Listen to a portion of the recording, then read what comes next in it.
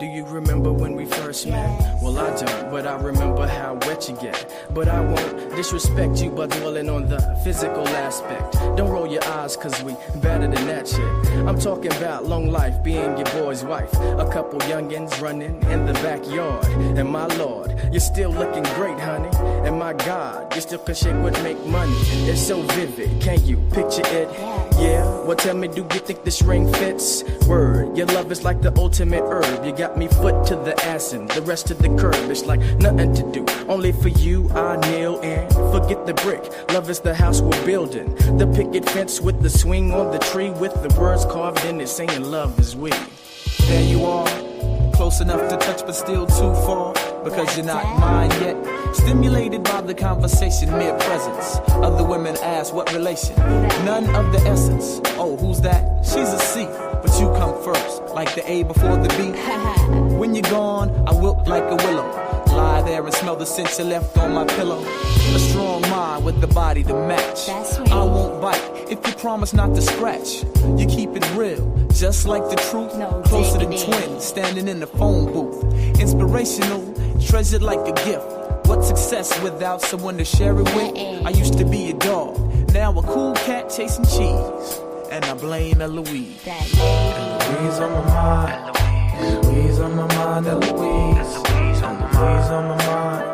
Eloise on my mind. Eloise. Eloise on my mind. Eloise on my mind. Eloise on my mind. Eloise. Eloise on my mind. Eloise.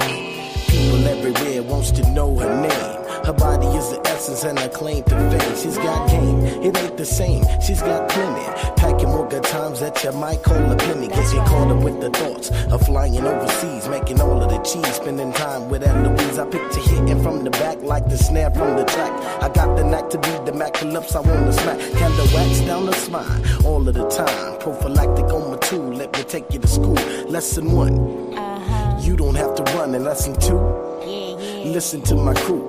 Passion increases with exchange of saliva. Keep it Fahrenheit and call me Muff Diver. That be me, the K to the ING. My mode is excellent and my dream is Eloise. A soft whisper. She asked me, do I have the guts to kiss her? But as I sit and wonder, is she real? I picture. So what comes after? Put on Anita's rapture. Her feelings I must capture. Her soft lips, I take them quick and put them in my pocket. Cause they're out of this world like Space Lee and his sprockets. Somebody pitch me quick, I think I'm dreaming. Damn, she got me fiending. Her skin is so soft, it reminds me of the smoothest piece of silk. She's so sweet, her breath smells like carnation milk. So sweet. Carnation milk. Of all things, I'm your lady. Sweet baby. Hey, what up, boo? Words out, I'm the diva that you speak about. I hear you smitten about my well-written repertoire. You's a superstar, but it's you that I shine for. We go together like jeans, t-shirts, and sneakers. Player haters try to come between us, but never that. E is simply all of that. Rewind that. E is simply all of that. Hoes be jealous, so they fellas wanna frolic. Gems I spit can't be bought, sold or boarded. You look retarded, trying to go against the gift. Love is shared, the love is multiplied. Put your freaks aside, forget about your weak pride. Run away with me and let's do it on the wild side. Like that. Eloise on my mind.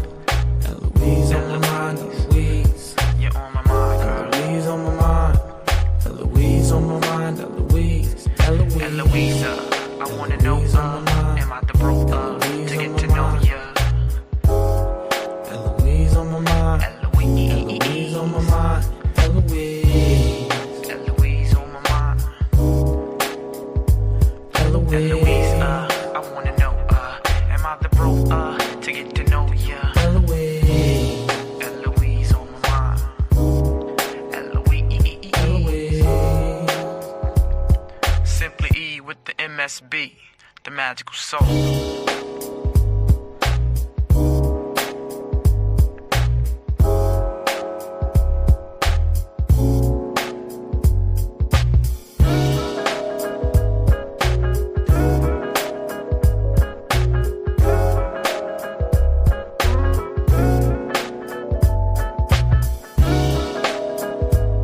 Eloise on my mind. Eloise on my mind. Eloise. Eloise on my mind. Eloise on my mind. Eloise on my mind. Eloise.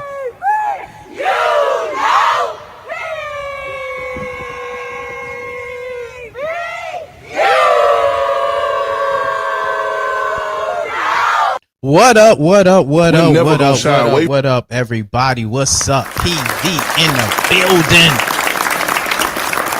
PV in the building. We in it. It's a late night. This is PV After Dark. PV After Dark. Not to be confused with BET After Dark or BET Uncut. I'm going to take that one because I know they got the After Dark and some of the other podcasters, but this is PV Uncut. We coming in hot. Hot in the building, hot in these swag streets. You know, I gotta be honest. Let me turn my mic up a little bit because I can't hear myself. Okay, look, it's been a lot going on in these swag streets, and I gotta be honest. I was gonna take the week off. We already, if y'all saw earlier at the 7 o'clock time slot, we had Lionel. He was dropping the FAMU gems. And I was like, man, I'm going to take the week off because it's going to be a slow week. And here we are. True enough, in the SWAC, it is newsworthy events that has to be covered. Nobody's talking about it. What's going on? Y'all leaving it up to the PV folks to come and break the news on live? Are y'all still hiding so much? Are y'all out there hiding so much, trying to act all cool? The big bad bullies, are the big bad bullies somewhere whimpering, trying to figure out what's their next move and strategy?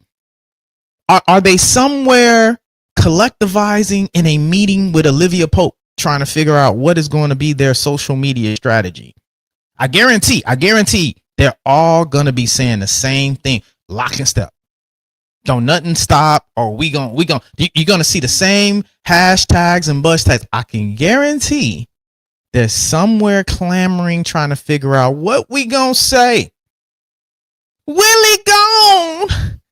What we gonna? Where's the meme? Willie gone. I got a meme for y'all. You know, y'all, they was going crazy in these streets earlier. Let me find a meme. I wasn't even going to play mine, but you know, it's getting crazy out here. It went from a little rumblings to a little bit of a shout to a roar. Now we're in a rumbling. There's rumbling in these SWAC streets. What's going on out here? Let me find my business out there. Look, I ain't logged into my account. It's like 20 notifications. What's going on? And then the rude, we're going to get into that. The rude nature of the folks out here. Let me pull it up because it's getting bad out here in these swag shit. It's getting nasty out here. Why are the folks so nasty? I'm going to put the link in there for y'all in a minute. Because, you know, we got all things must be addressed. All things will be addressed, right? Hold on, let me get this all set up right. You know, I'm coming in on the hot show, y'all, on the show that I really didn't attend. Hold up. Because PV is in the building. PV 12 is in the building. We in the building. Shout out Section 107. They in the building. Shout out to the Panther 12. Shout out to PV Alumni Association, Houston chapter. Shout out to the National Alumni Association. Shout out to the Football Alumni Association. Here we go. Let me share this. I wasn't going. Oh, you know what? Let me bring that down a little bit. Bring that down. All right, let me share this with y'all because we're gonna start it off. We're just gonna come in hot. I had a little news, I had a little notes, I had a little, brief notes, but you know, it seemed like everybody coming in here hot, so we gonna go right into the guts. We gonna go right into the guts. Let me share this real quick because this is where it all started. This is where it all started for me. Let's see, share X, Sed Brass. Let's see. There we go. And some of y'all seen it who follow me. And if y'all don't, follow the channel before I drop this. Follow the channel. PV versus everybody. Like, subscribe, get the alerts. All I ask is you follow me at Sed Brass on all platforms. SEDBRASS. You can find me on Instagram. You can find me on Twitter. Obviously, a lot of people found me, and they seem to have a lot to say on Twitter. Let me play this. Let me make sure y'all can see that. Can you see that? Oh my God, it's a hell of a feedback. Hell of a feedback. Hold on, let me let that catch up.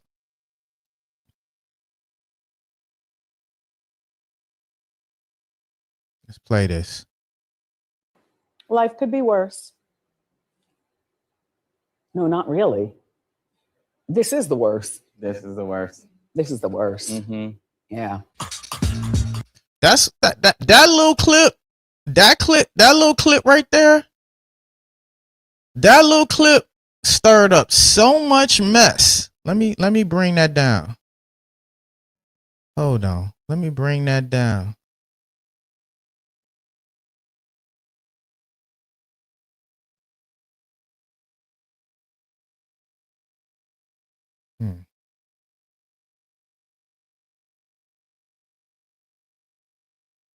Oh, damn.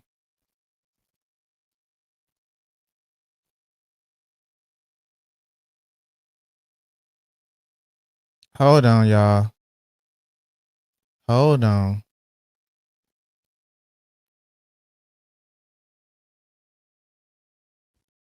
Hold on.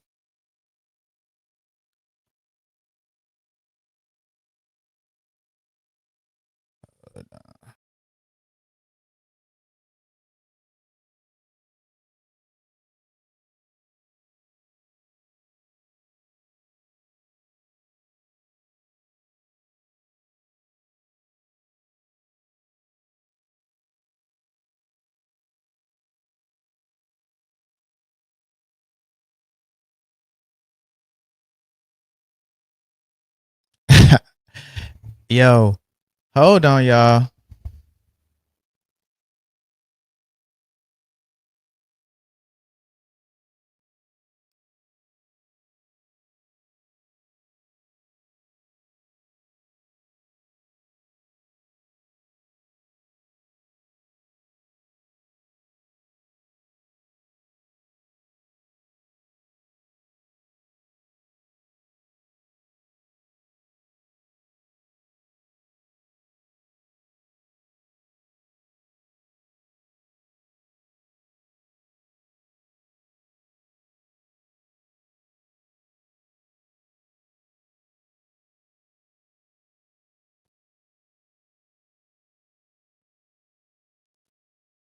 Are we back? Can y'all hear me?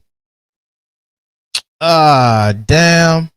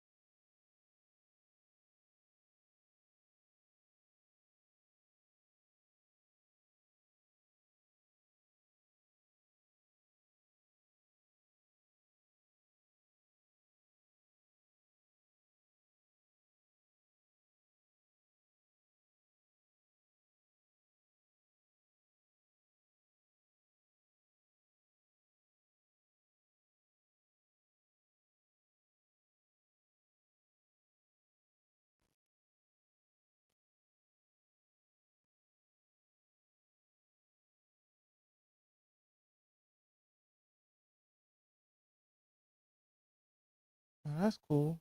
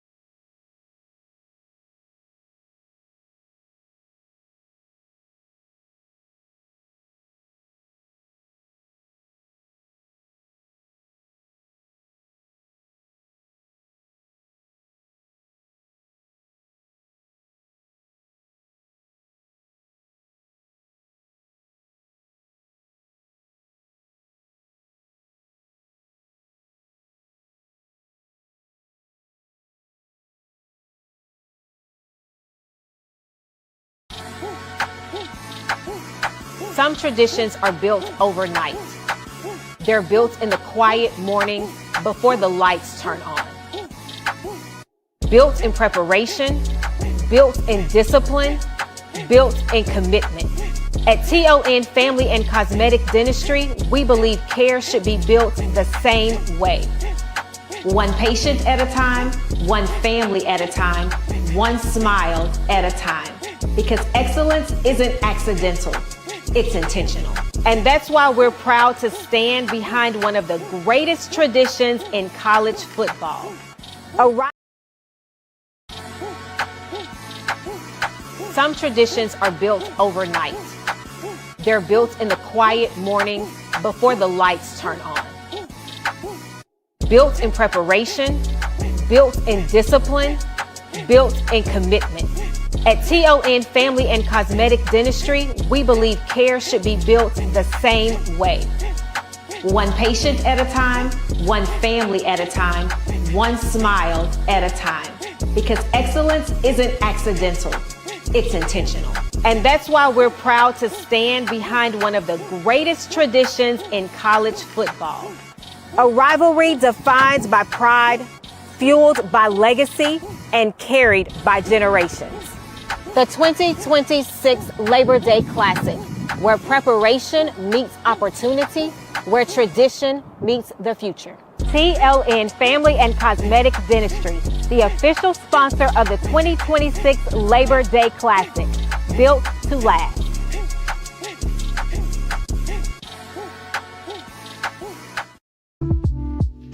Hey you guys, this is Jeff McKissick, your favorite loan officer. It's your boy Lionel, class of 2009, back with another episode of the Home Team. And we're there at Chicago Title because we just actually finished closing a client today.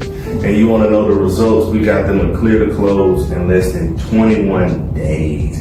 And we know working with HBCU graduates, there are all different types of professions out there. And there's many of us all over the Houston area, and we just want to make sure that we all have a place that we all can call home. And we got plenty of programs to cover all the different professions. So make sure you hit up your boy, Mansions by Lionel. And don't delay. Talk with Jeff today so you can get home tomorrow.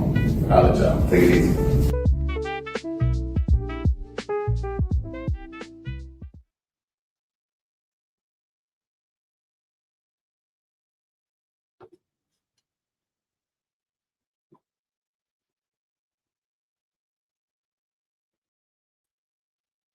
Hey. Oh, what you thought? You thought you was about to see Sed? No.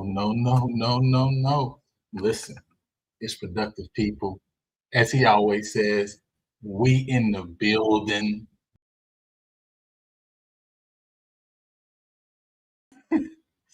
Oh man, no, but Sed have some technical difficulties. We trying to get everything straight, but we in the building, man. Hey, he gets everything going in the background. I know he's trying to get the video played up. He said Swag Diddy will say he will not be slander. Hey, ain't no Swag Diddy slander. Ain't no Swag Diddy slander. We just trying to figure out what's going on. We just heard some stuff through the grapevine and trying to figure out what's true, what's not true, what's going on with this Texas Southern board. Now you gotta take your time with the Texas Southern board. You know what I'm saying? You gotta take your time with the Texas Southern board because we know how they do. Okay, we know how they do over at the good TSU. But you know what I'm saying? I want to pull up this video real quick. You know what I'm saying? Get you guys going real quick. I want to pull up this video. You know what I'm saying? Before we get Sed back up. That Swag didn't need to change that. Hey, it really does. Hey, it really does. But hey, I'm not the one who gave the name. You know what I'm saying? This is probably factual. This is probably actual factual. But the fact remains. All right. Fact remains. You know what I'm saying? That he said Willie D could be 80 by the time we finish. But the fact still remains though. But I want to pull up this video real quick. You know what I'm saying? pull up this video real quick. You know what I'm saying? I know Sid was getting it popped off. So make sure you guys can hear this.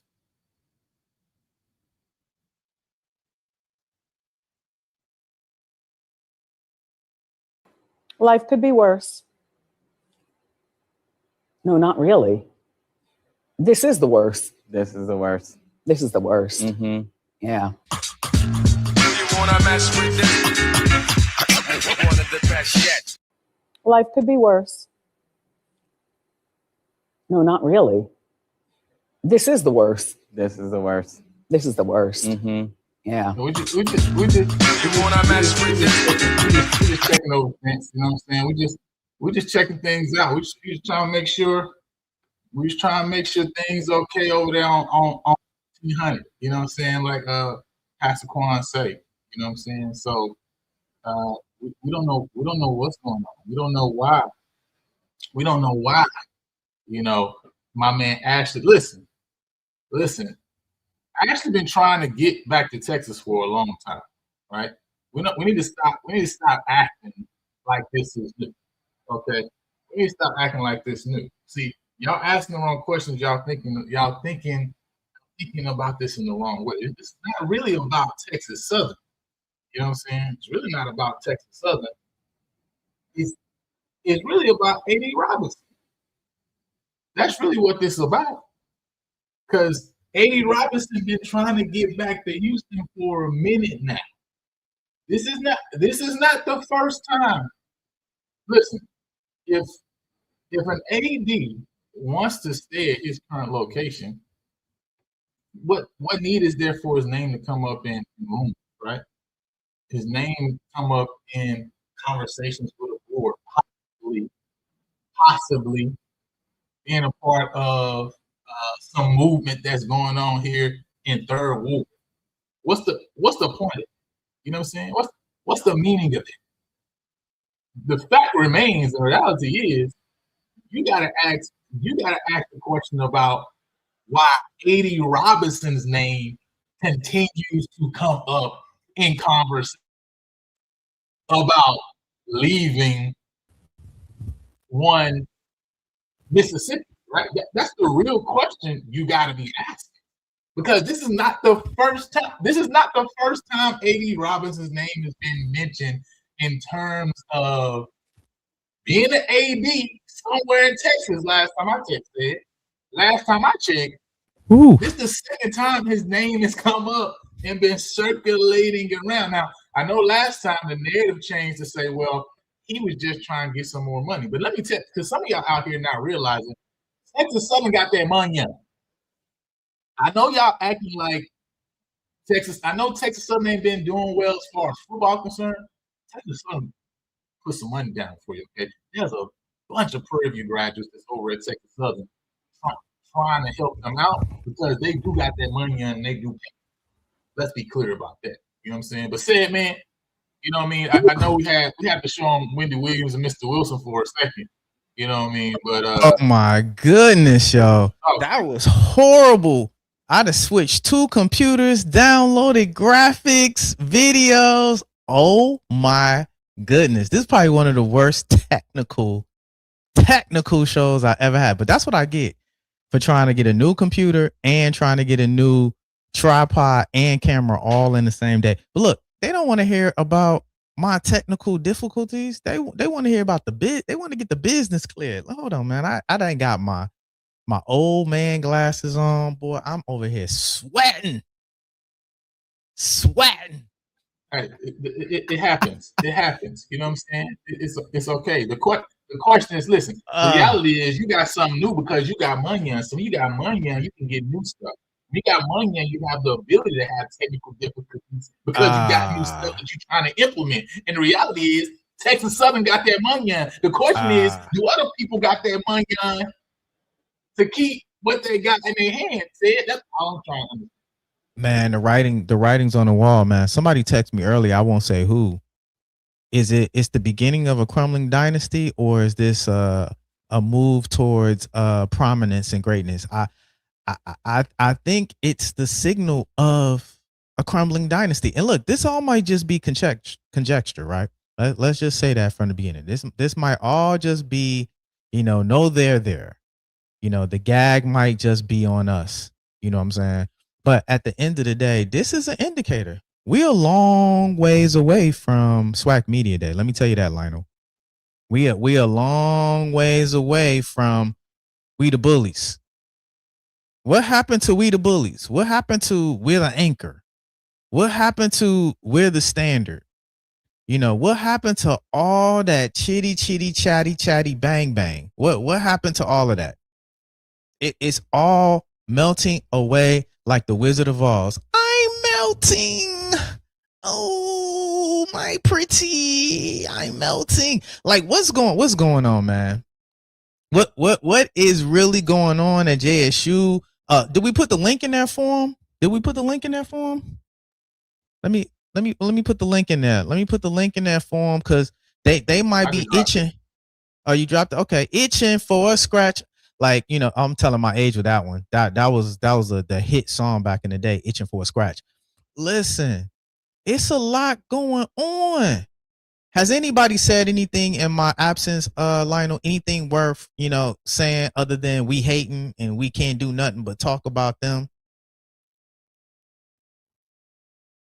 Hold on, I gotta upload. No, nobody's said anything yet, right? I just dropped the link. I didn't drop the link before, right? So they haven't had a chance yet, you know what I mean, to give their thoughts. But did you play the Twitter link? Man, did you play Mr. Wilson? About crumbling dynasty. Well, we already know Grambling is a crumbling dynasty. We already know Southern is a crumbling dynasty, and it's just the reality, right? We're here now, I guess, right? That now it looks like this team over here 1400. I guess now they just want to join the ranks of their fallen brother, right? You know what I'm saying? I guess they're saying that, man, we don't want you guys to go down by yourself. We want to join you, right, in oblivion. And so it looks like they are also, headed in that direction, right? You know what I'm saying? Because, of course, obviously once your coach leaves, once your AD leaves, right? I think, he's been able to make some good moves for them, but he's going to take that over to Texas Southern. I saw it coming earlier. What has Munyan got in Texas Southern? Listen, again, Texas Southern, from the football, hasn't been able to get things together. And, they got a lot of things they got to get straight over to Texas Southern. Let me be clear about that, right? But the reality is, right, they put some money onto some people for some other programs, and they've done some great things in terms of championships for some of the sports that's not named football. So let's be clear there, right? It's not just a situation where, they haven't been able to do those things. But, people may say right now, that, man, you know what? You guys are talking about this and bringing this thing up, and you guys aren't tired of this, and I just want to make it clear. I just want to make it clear. I just want to make it clear. If it ain't clear. Hold on. We got.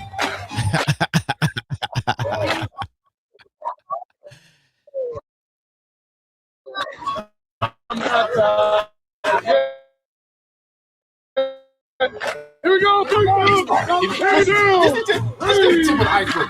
Listen, we got to the 28. You know what I'm saying? To speculate, to think, to conversate before the gavel even drops. You know what I'm saying? But Sed, I do see you got Sed. I think you got some people in the building, man. I don't want to hold up these people because I want to hear their concerns. I want to hear their concerns because listen, this is actually a SWAC board meeting, right? Because we are the fathers of the SWAC. This here is actually a family meeting. Because we want to make sure, listen, when one little brother crumbles, when one of the sisters goes down, it is a concern to us as the great preview, the great and illustrious Prairie View University. It is a concern to us as father figures of this conference.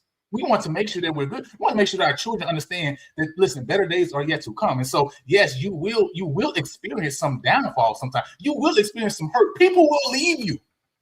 People will leave you high and dry, but things are going to be okay. So we want to hear your grievances. So I think I saw one Doc Holliday had his hand up first. So I want to hear Doc. What is your grievance today, my brother? We're here for you. We're here. Listen, this is not a pity party. We're not here to pour salt on the wound. The wound already is salted. All we're saying is, what is your grievance, my brother? We're here for you. It's okay. It's gonna be okay, my guy. Go ahead, man. You can cry it out too. It's okay, bro. It's perfectly fine. Grievance with nobody. We recognize you need that sometimes. Do we have any licensed counselors to deal with these grieving people? Do we have any grieving counselors to be able to help them, Lionel? We should have a 1-800 number hotline for them to be able to talk to licensed professionals to deal with grieving folks. I think that's only right and that's only fair. So is there a doctor in the house? Just hit me in my back channel so we can be able to deal with these J Stank folks. Because they've already got, preconditions, delusional. So I know it's going to be hard to deal with licensed professionals, knowing that most of them are delusional. But we're here to help our brethrens out, our SWAC brethrens out. Doc Holliday, how you doing today? Welcome to the podcast. How's your day going? I know it might be a tough and a heavy day for you. What have you guys come up with as y'all have counseled with Olivia Pope to get y'all talking points together? Or did you not get invited to the family meeting?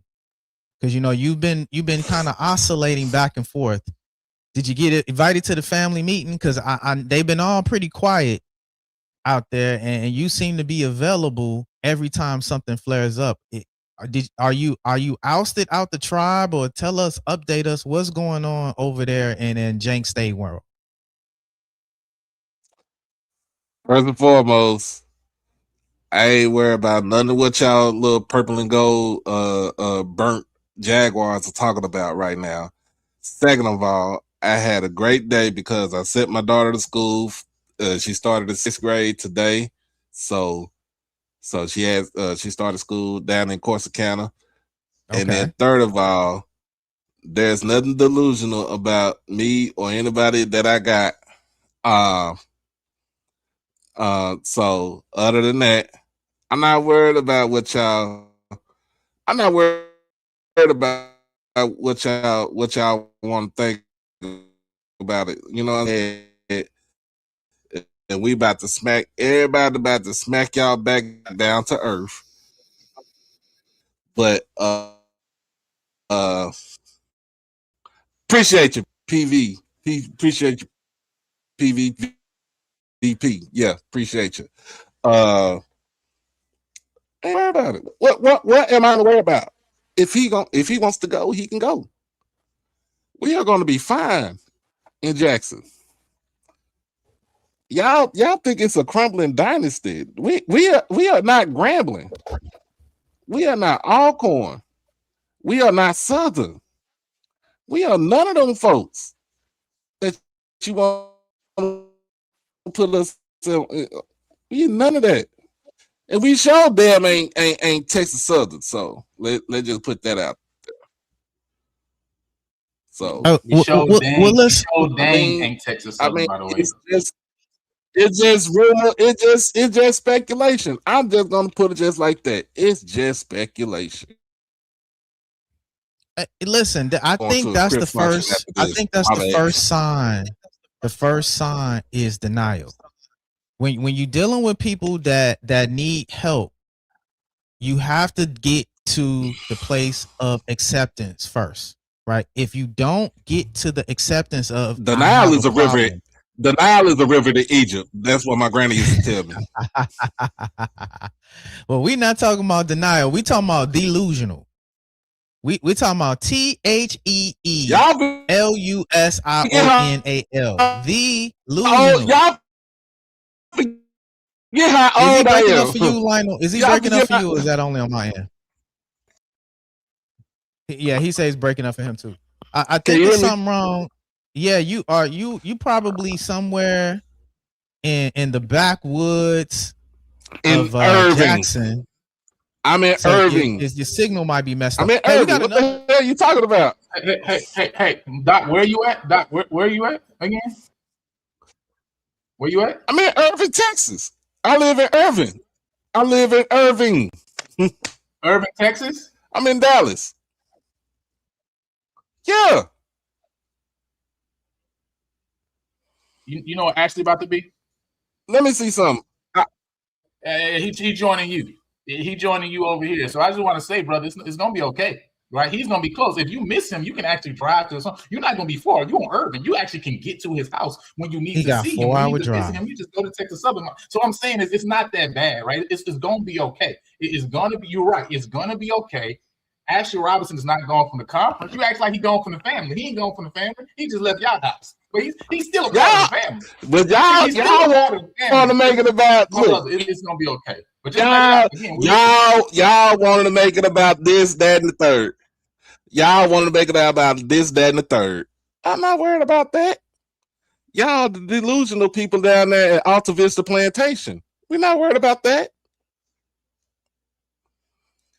We're not worried about y'all. Hold on, my signal. You should be, though. That's the problem. I mean, you really.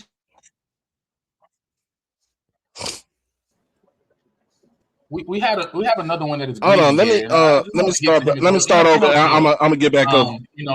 You're okay.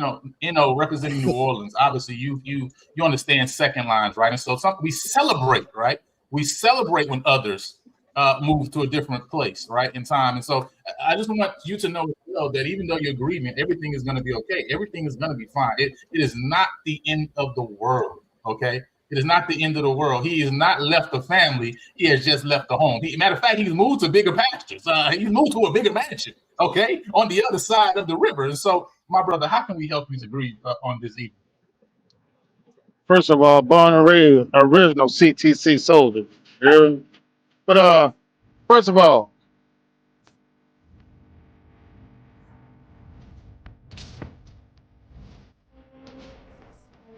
oh, that's you playing that, Lionel? Hello? Yeah, he was playing some theme music to deal. Your mic is out. Your mic is gone, Lionel. Hold on, Lionel. Can you hear me? I take. Every move Deion Sanders make. You know what I'm saying? Everywhere I go, I'll be missing you. Okay, that's all I'm trying to say. But Joe, I'm sorry. I didn't mean to stop your grieving session. My brother. Oh, you good, Bob? Ain't no grief. I just have a question. Is he the only candidate, or is he the only candidate, or is they looking at three people? Well, there. That's a good point. Ralph Cooper said today, and I'm gonna read his statement. President Dr. Admiral J.W. Crawford, Texas Southern University, knows the pair he would like to see as the next athletic director. Men's head basketball coach, Texas Southern University. He's indicating he will present the selection to the Board of Regents on August 28, 2026. It is no secret. His picks are Ashley Robinson and Corey Lowry. Meanwhile, Dr. Paula Jackson remains the interim AD. So he's making two suggestions. That's based on Ralph Cooper's suggestion or what he put out on the internet today. Now there's the Defender has a more detailed breakdown, and I'm gonna get into that. I wanted to get into that. We're just having a little fun with you guys today because we want to offer y'all some condolences. But now y'all talking like he leaving.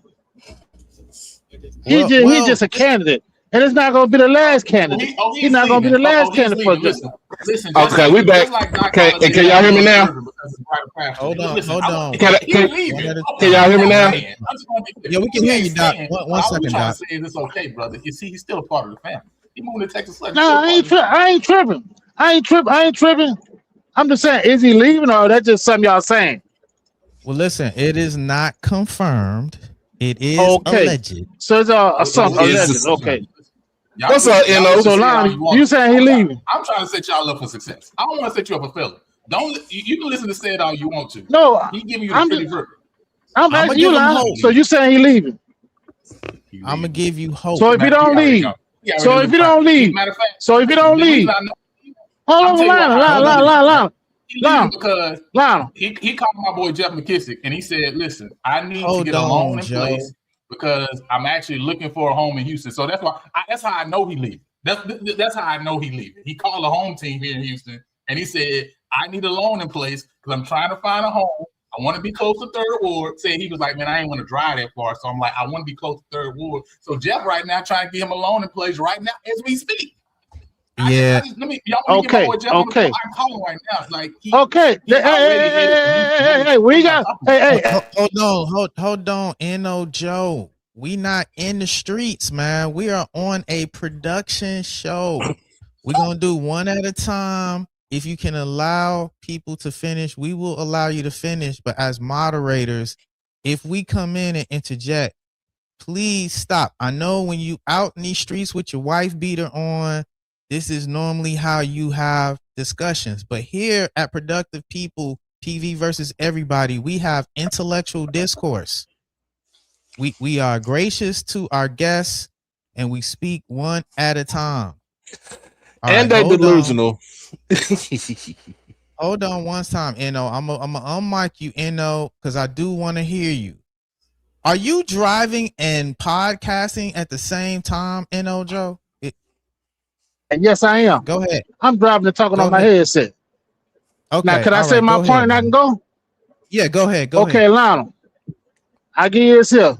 You name your number, and if you leave, I will donate to PV whatever section you want me to donate to. And if you stay, you donate to Jackson State.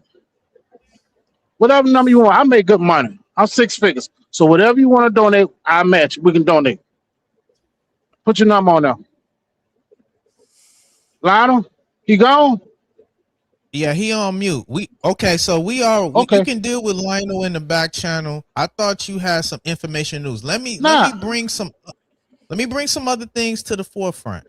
So the defender said today, the defender came out today saying that Texas Southern is likely to announce Ashley Robinson as their new athletic director. Now, y'all could go do with that which I want. But this is the point I wanted to make.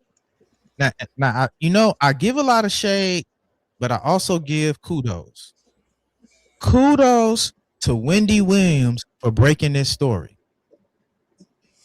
Wendy Williams broke this story in a subliminal in Twitter on X.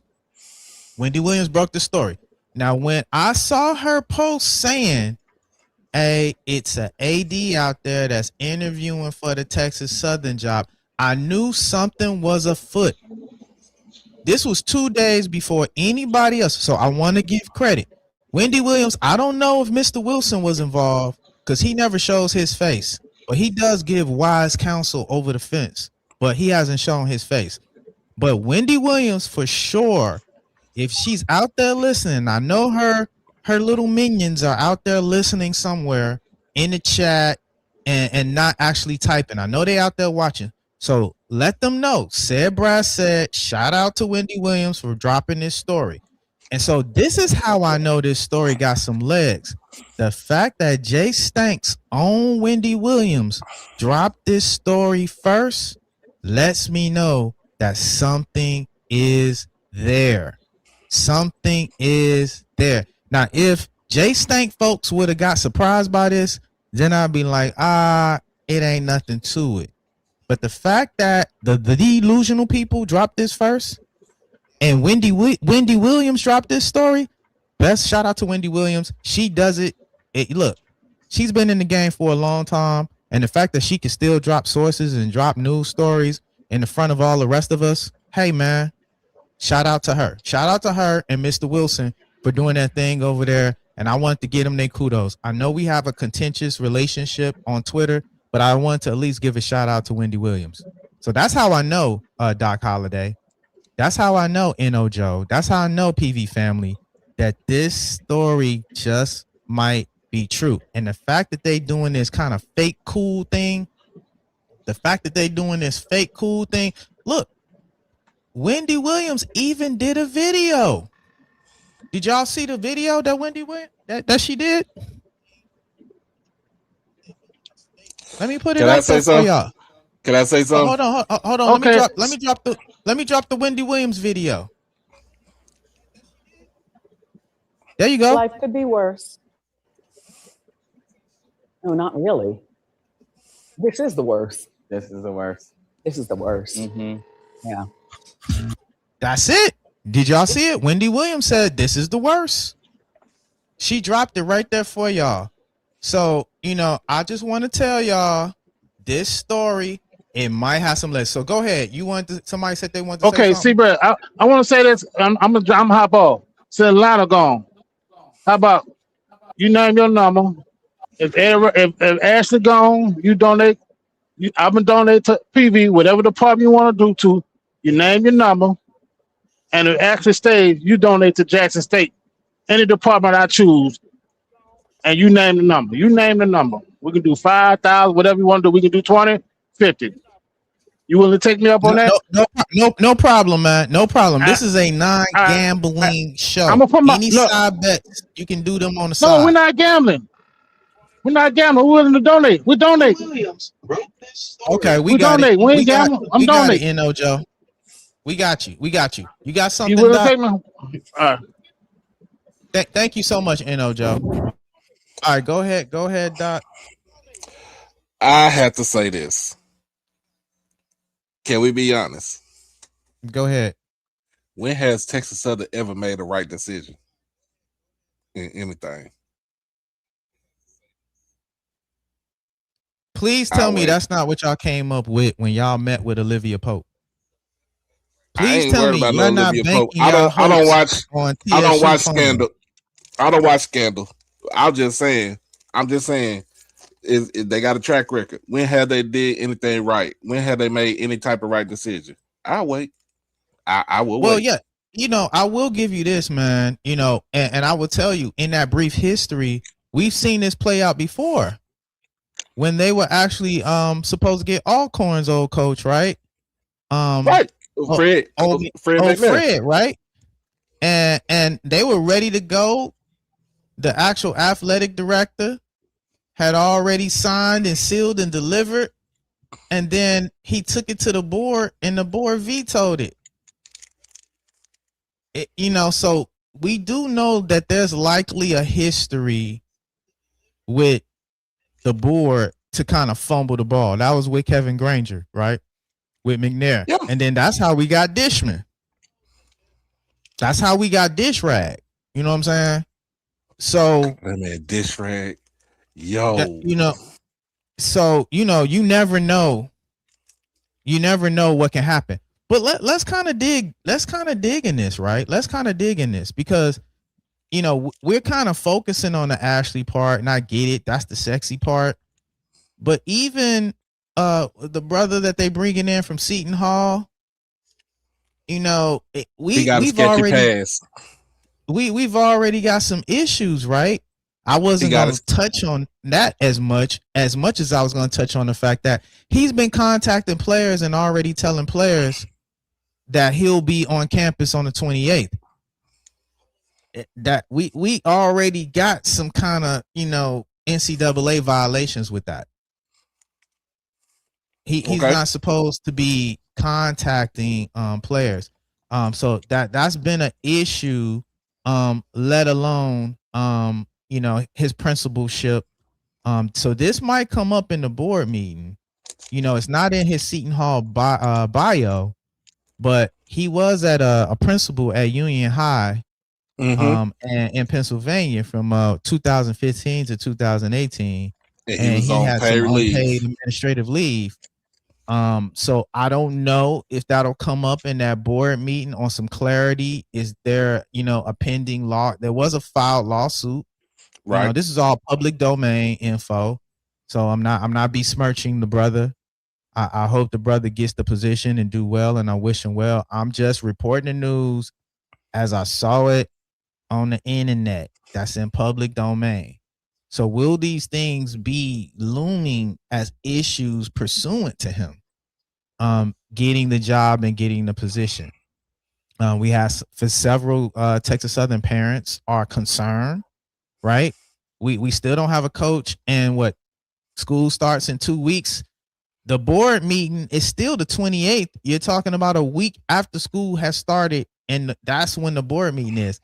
This is, to your point, typical TSU. This is typical TSU all over the place. You know, nasty work. That's what I'm saying. When has Texas Southern, other than Yeah, hiring Dr. McClellan as the AD at one point in time, bringing in Mike Davis as the basketball coach, bringing in Johnny Jones as the basketball coach, bringing in Johnny Cole as a football coach. Other than that, when has Texas Southern done anything right in the last, let's just say, the last 25 years? I just want to say though, Doc, y'all in bad shape if y'all last hope and a prayer is that TSU fumbles this. I'm But gonna keep it a is buck. that I'm not saying we in bad shape. I'm not worried about us being, my whole thing is Jackson State is gonna be just fine. I No, just Jackson want State is not gonna be fine. And I've been on a record that's on I've that's been on a and record on saying this. This is what that's I'm gonna you with tell you. that's you with your delusional thinking down there on the plantation. I'm sorry to say this. Now, This is what I'm going to tell you, right? And I've been saying this, and I want my credit for this. TC Taylor will be on the hot seat next season. Going into next season, this love affair that y'all have with TC Taylor is over. This is the last remnant of that in this season. Once y'all don't make it and or lose in the SWAC championship this year, that's it. how's that That's it? it. How's it it? That is it. How's it Now it? you're throwing in, check this out. Now y'all throwing in no AD for the season, which is a huge distraction. I would hope at best y'all will have an interim AD, right? So you're talking about a Can I say distraction. this though? Can I say this though? Go ahead. Go ahead. You do know that we have an actual former AD on our staff as an associate AD at Jackson State, right? No problem. You're talking about the brother from Mississippi Valley, right? Right. It's not like he don't know what to do. Yeah, see, I already know. I know all y'all business. I already know that. Why are See you how I in knew that Jackson State already? business? You see how I knew that already? Look, this is gonna be a huge distraction, but I haven't even landed my point. My point is this, right? Once Ashley leaves, or if Ashley leaves, the hedge of protection around TC Taylor exposes him. With a loss, any new AD worth any salt is gonna want to get their own person in there. I'm telling you, any basic level AD is gonna want to have their guy and their person in there. TC is Ashley's guy. You're crazy if you think a new AD is about to come in there and deal with an ongoing coach that's not won the SWAC championships 2 years in a row. He's going to want a progressive program and to do some things and to shake things up. And the most impactful first move that he's going to make is getting rid of the coach. It's a wrap. Sir, what have you been smoking on? And what have you been drinking on? Because right now, that is the most delusional, idiotic statement I'd have heard from y'all. And I thought y'all supposed to be productive people over here. I'm getting ready to I'm telling you, this is my take, and you can put it in the books. TC Taylor will be on the hot seat next season. This love affair that y'all have with him is gonna be gone. Y'all gonna be looking around. Yet 2 seasons in a row haven't made it to the SWAC championship. Because this is what I know about Jay Stank fans. Y'all like the Dallas Cowboys. Y'all not gonna take losses consecutively like that multiple years. You're talking about 2 years, and God forbid y'all lose to Prairie View in the SWAC championship. I'm not trying to hear that y'all could keep up this charade for a 3rd year and be like, yeah, we going into the 3rd year with TC and we confident. Y'all are good actors, but y'all not going to be able to keep that charade going up for the 3rd year. You do know TC's been the head coach for 4 years now, right? You do know he has a better record than most of the SWAC coaches. in the SWAC right now, right? Now, see, you're handicapped now. I'm not handicapping anything. You're trying to use logic to an illogical people. That sounds logical. When we're talking so about you said your people are illogical. You said your people are illogical because I think I'm logical. I think my people are logical. I think my people on 1400 J.R. Lynch Street are logical. I don't know anything about the people down there at Prairie View A&M University, but I know my people at Jackson State are logical. Okay, but Doc, you can say a lot of things about state people, but ain't nothing. There you go. There go the theme song.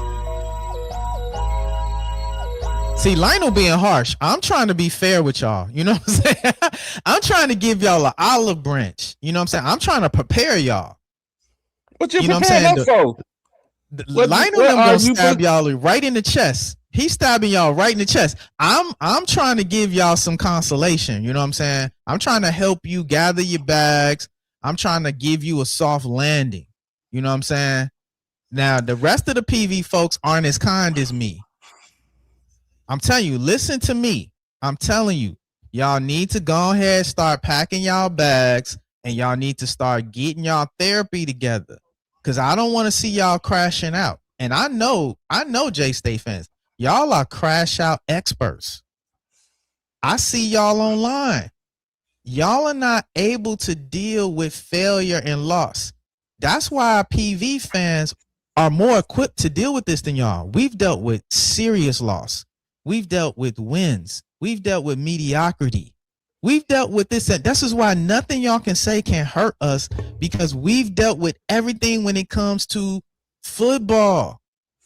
Y'all haven't. Y'all not built like us. We like the ghetto kids that finally got a degree, that finally got a job, that finally got some money, but we still hood in there. We still the party. We still the party boys. What was that song? That's a little after my time, Lionel. Party Boys.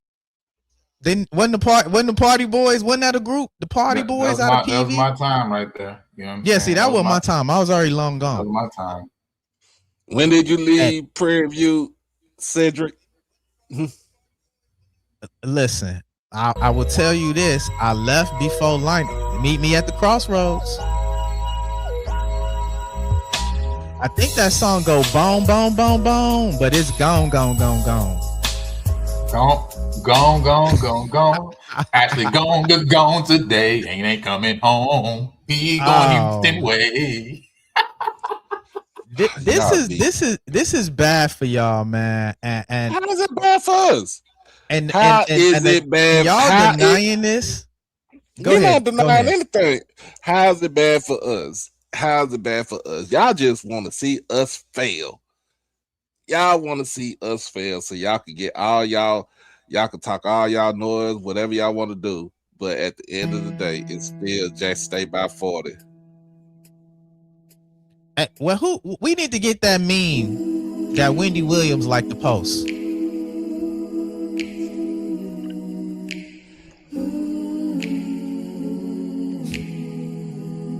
Man, Lionel need to be a DJ. He got all the jams over there.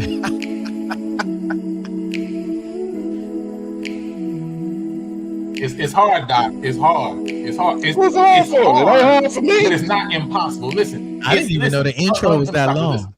It's hard to say goodbye to yesterday, right? It is hard, right? It's difficult. It is a hard thing to do. But Doc, I want to tell you right now, it's not impossible though. It's not impossible to say goodbye to yesterday. It's hard to say goodbye to yesterday, but it's impossible to say goodbye to yesterday. And the reality is this. The reality is this, Doc.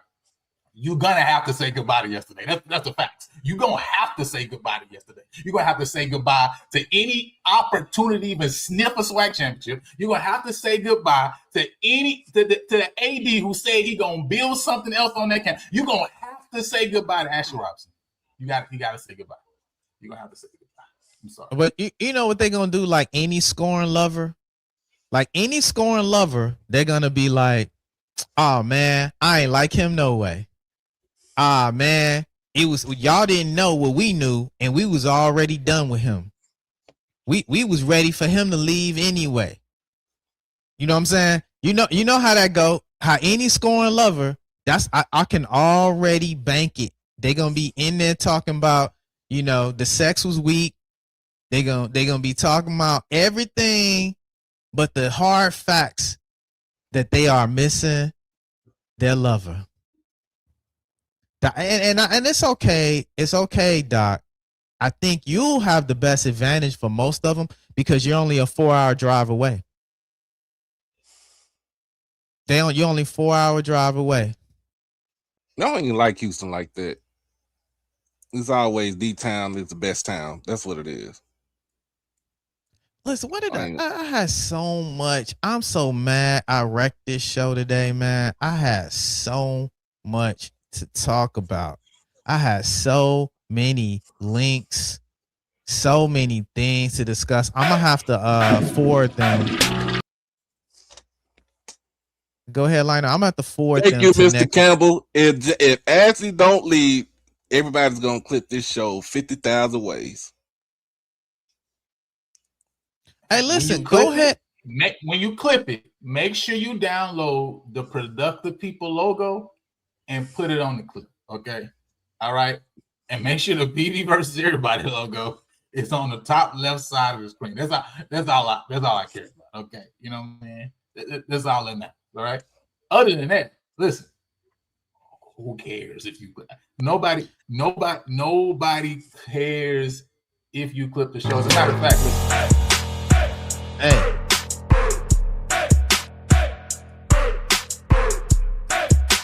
Hey, now one of y'all.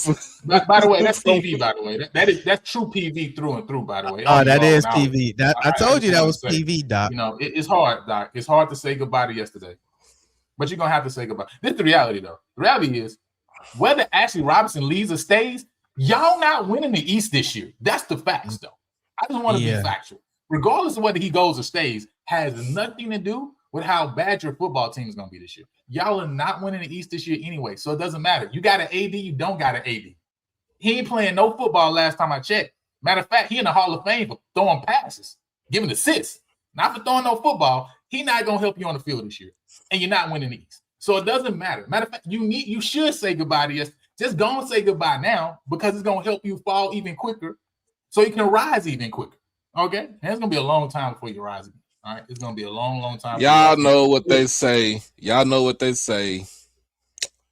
A phoenix rises from the ashes. And when we rise from the ashes, y'all going to be pissed. Hey, listen, I like how you said Phoenix rise from the ashes because that's good, Doc. We're moving to a good place because that's showing. Hold on. He about my man. God knows he already have accepted the fact that you guys have fallen. So I want to credit you, my brother. No, that's not. No, that's not taking the first step. And you're an example, right? You're a leader. You're a leader in the 1400 Lynch Club. You're a leader there, right? So you're showing other people how to take that step of accepting the fact that y'all about to join Grambling, y'all about to join Southern, and being nothing in this conference in football. Y'all are a crumbling dynasty, and you have accepted it. Whether A.D. Robinson stays or goes, y'all are not going to do anything this year. Alabama State is going to win the East. They're going to play Prairie View SWAC championship game. We're going to win it again. And listen, the golden era has arrived. It has arrived. So I just want to say, man, I'm happy that you've done it, man. Like you're an example for everybody right now, bro. I know it's hard. Listen, I know it's hard to say goodbye to yesterday, but it's not impossible. And you're doing it. Okay. I want to encourage you. Pissy View. I'm sorry. You know, speaking of greats, just quick, we'll get back to that. But speaking of greats, he's back. Grambling State hires back Bruce Eugene as the quarterback coach. A lot of people didn't know that. I think we have all been grumbling about this return. I think this is a good look for Grambling. That was the worst kept secret, though.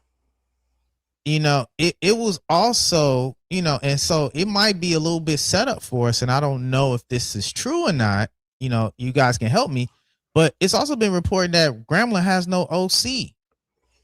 It's been reported in news that they have no OC. Now, Bruce Eugene is the quarterback coach and the passing game coordinator per the school's release. But they still haven't released the OC. Because Mickey Joseph is the OC.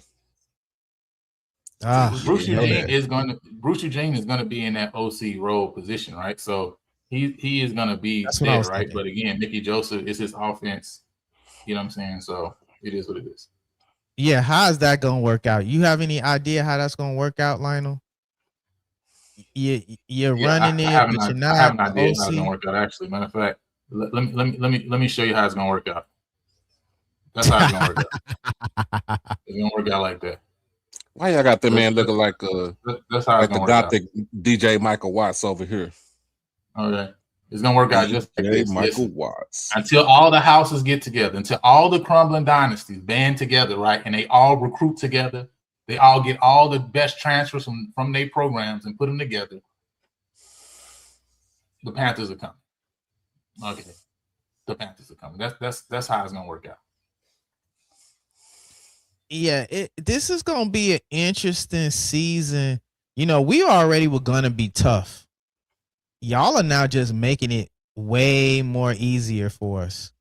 Y'all got what, 3 schools that's on APR restrictions anyway in the East. Then you got a crippled Jay Stank. Who And then you crippled? got Who crippled? We ain't Tiny Tim. The hell you talking about? We ain't crippled. Nobody's crippled. That's y'all. What are you That is talking y'all about? delusional. What That are is you y'all talking delusional thinking that we crippled. We is not crippled. We shall see when December comes and we in there. Trust me. Y'all don't want to see us at that time. Doc, language, please. Thank you. Yeah, this is gonna be a tough one. This is gonna be a tough one for them, Lionel. You can see already they still in denial. And when the news drop, they'll be pivoting to some other made up story and some other fantasy that really won't be kind of slotted in truth. You know, that's really what's gonna happen. Hold on. Let me. Kinfolk Zoe, Kinfolk, come on up here, Kinfolk Zoe. Come on up here, man, because I ain't trying to windmill I ain't trying to be fighting by myself up in this junk. And let's be clear, you fighting by yourself right now. You fighting by yourself, Doc. You fighting by yourself. Y'all ain't gonna be disrespecting my school like that. I give everybody. Who has disrespected your school? We haven't disrespected your school. You call us delusional. We're not delusional. Oh well, Sed called you delusional, but I didn't call you delusional. But you know, I've been here trying to help with your grievances. You know what I'm saying? Oh, they ain't grieving. Ain't nobody. Man, listen, ain't nobody it's dead. hard to say goodbye, but ain't nobody. It's not ain't nobody dead. Ain't nobody died in here.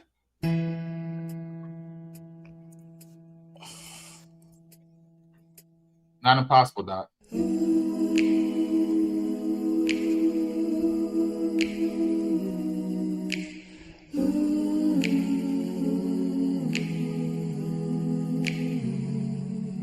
Not impossible. It's hard, but not impossible. You know, Lionel, man. It's no fun when the rabbit got the gun. You know, I'm an old head. I've been at this for a while. Sed, you know it's serious because listen. First of all, when a man is fresh off his honeymoon, and he jump, you know it got to be something serious. You know it got to be something serious when a man. Bro, let me get back on screen. You got the screen. honeymoon glow, by the way. I just want to say that, and congratulations, right? You know what I'm saying? Join the marriage club. I want to say that though. But what? Come on, man. Help your brother out because he's grieving right now. Who grieving? I told you, ain't nobody dead. I ain't got no flowers. You're grieving, though. Grieving on what? Who grieving? That's what I'm saying. I ain't seen nobody to tell your mama to get that black dress for nobody. Shoot. When you get the grieve. What we, let's just get let's just get to the guts. What's your thoughts on this? Is it no, they're there? Is there some truth to it? If there's truth, what's your thoughts on it? What's your quick synopsis on how to address this situation that seems to be a developing story with Ashley Robinson going to Texas Southern? I would think that if it's true, well, obviously there has to be some. Look, it's one of two things. We'll go ahead and just cut the mustard. It's one of two things. It's either a legit idea as a means to entice to get more money for leverage with Jackson State, or is it a real tangible offer to go to Texas Southern? So one of the two. Okay. Now, given that, as a J State fan, how do you feel if he makes that move to Texas Southern? What are your thoughts on that? And how do you This is how we're going to handle it. So you obviously can take a lesser than and say Texas Southern very well. So I'm gonna need you to have the same energy when you mention Jackson State. All right, that's how we're gonna do this. Because I mean, I got a whole bunch of analogies. I'm being respectful, like I can say for Prairie View. All right, so I'm on your platform. I'm gonna say Prairie View. You're already champ. You earned it. I'm gonna do that. But now we'll keep it respectful. So Jackson State, don't go into the question. Hey, listen, what's your thoughts on if he goes to Texas Southern? What are your thoughts?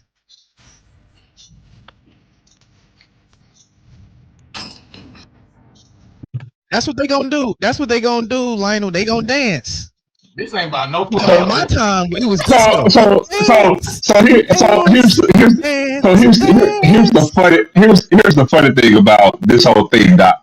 So I love the question, but then if you gonna go ahead and give the answer by giving the music, then there's no point to ask me a question. Listen, I'm still waiting. Hold on. So you can't be waiting if you want to go ahead and play the music to give the answer. So if you're going to use the music to give the answer, then there's no point to ask me the question. This is what we call in legal terms filibuster. This is what you filibuster. Hold on. Let me help you guys. You lead in with the filibuster with the music. You gotta understand. You don't have a newbie on the screen.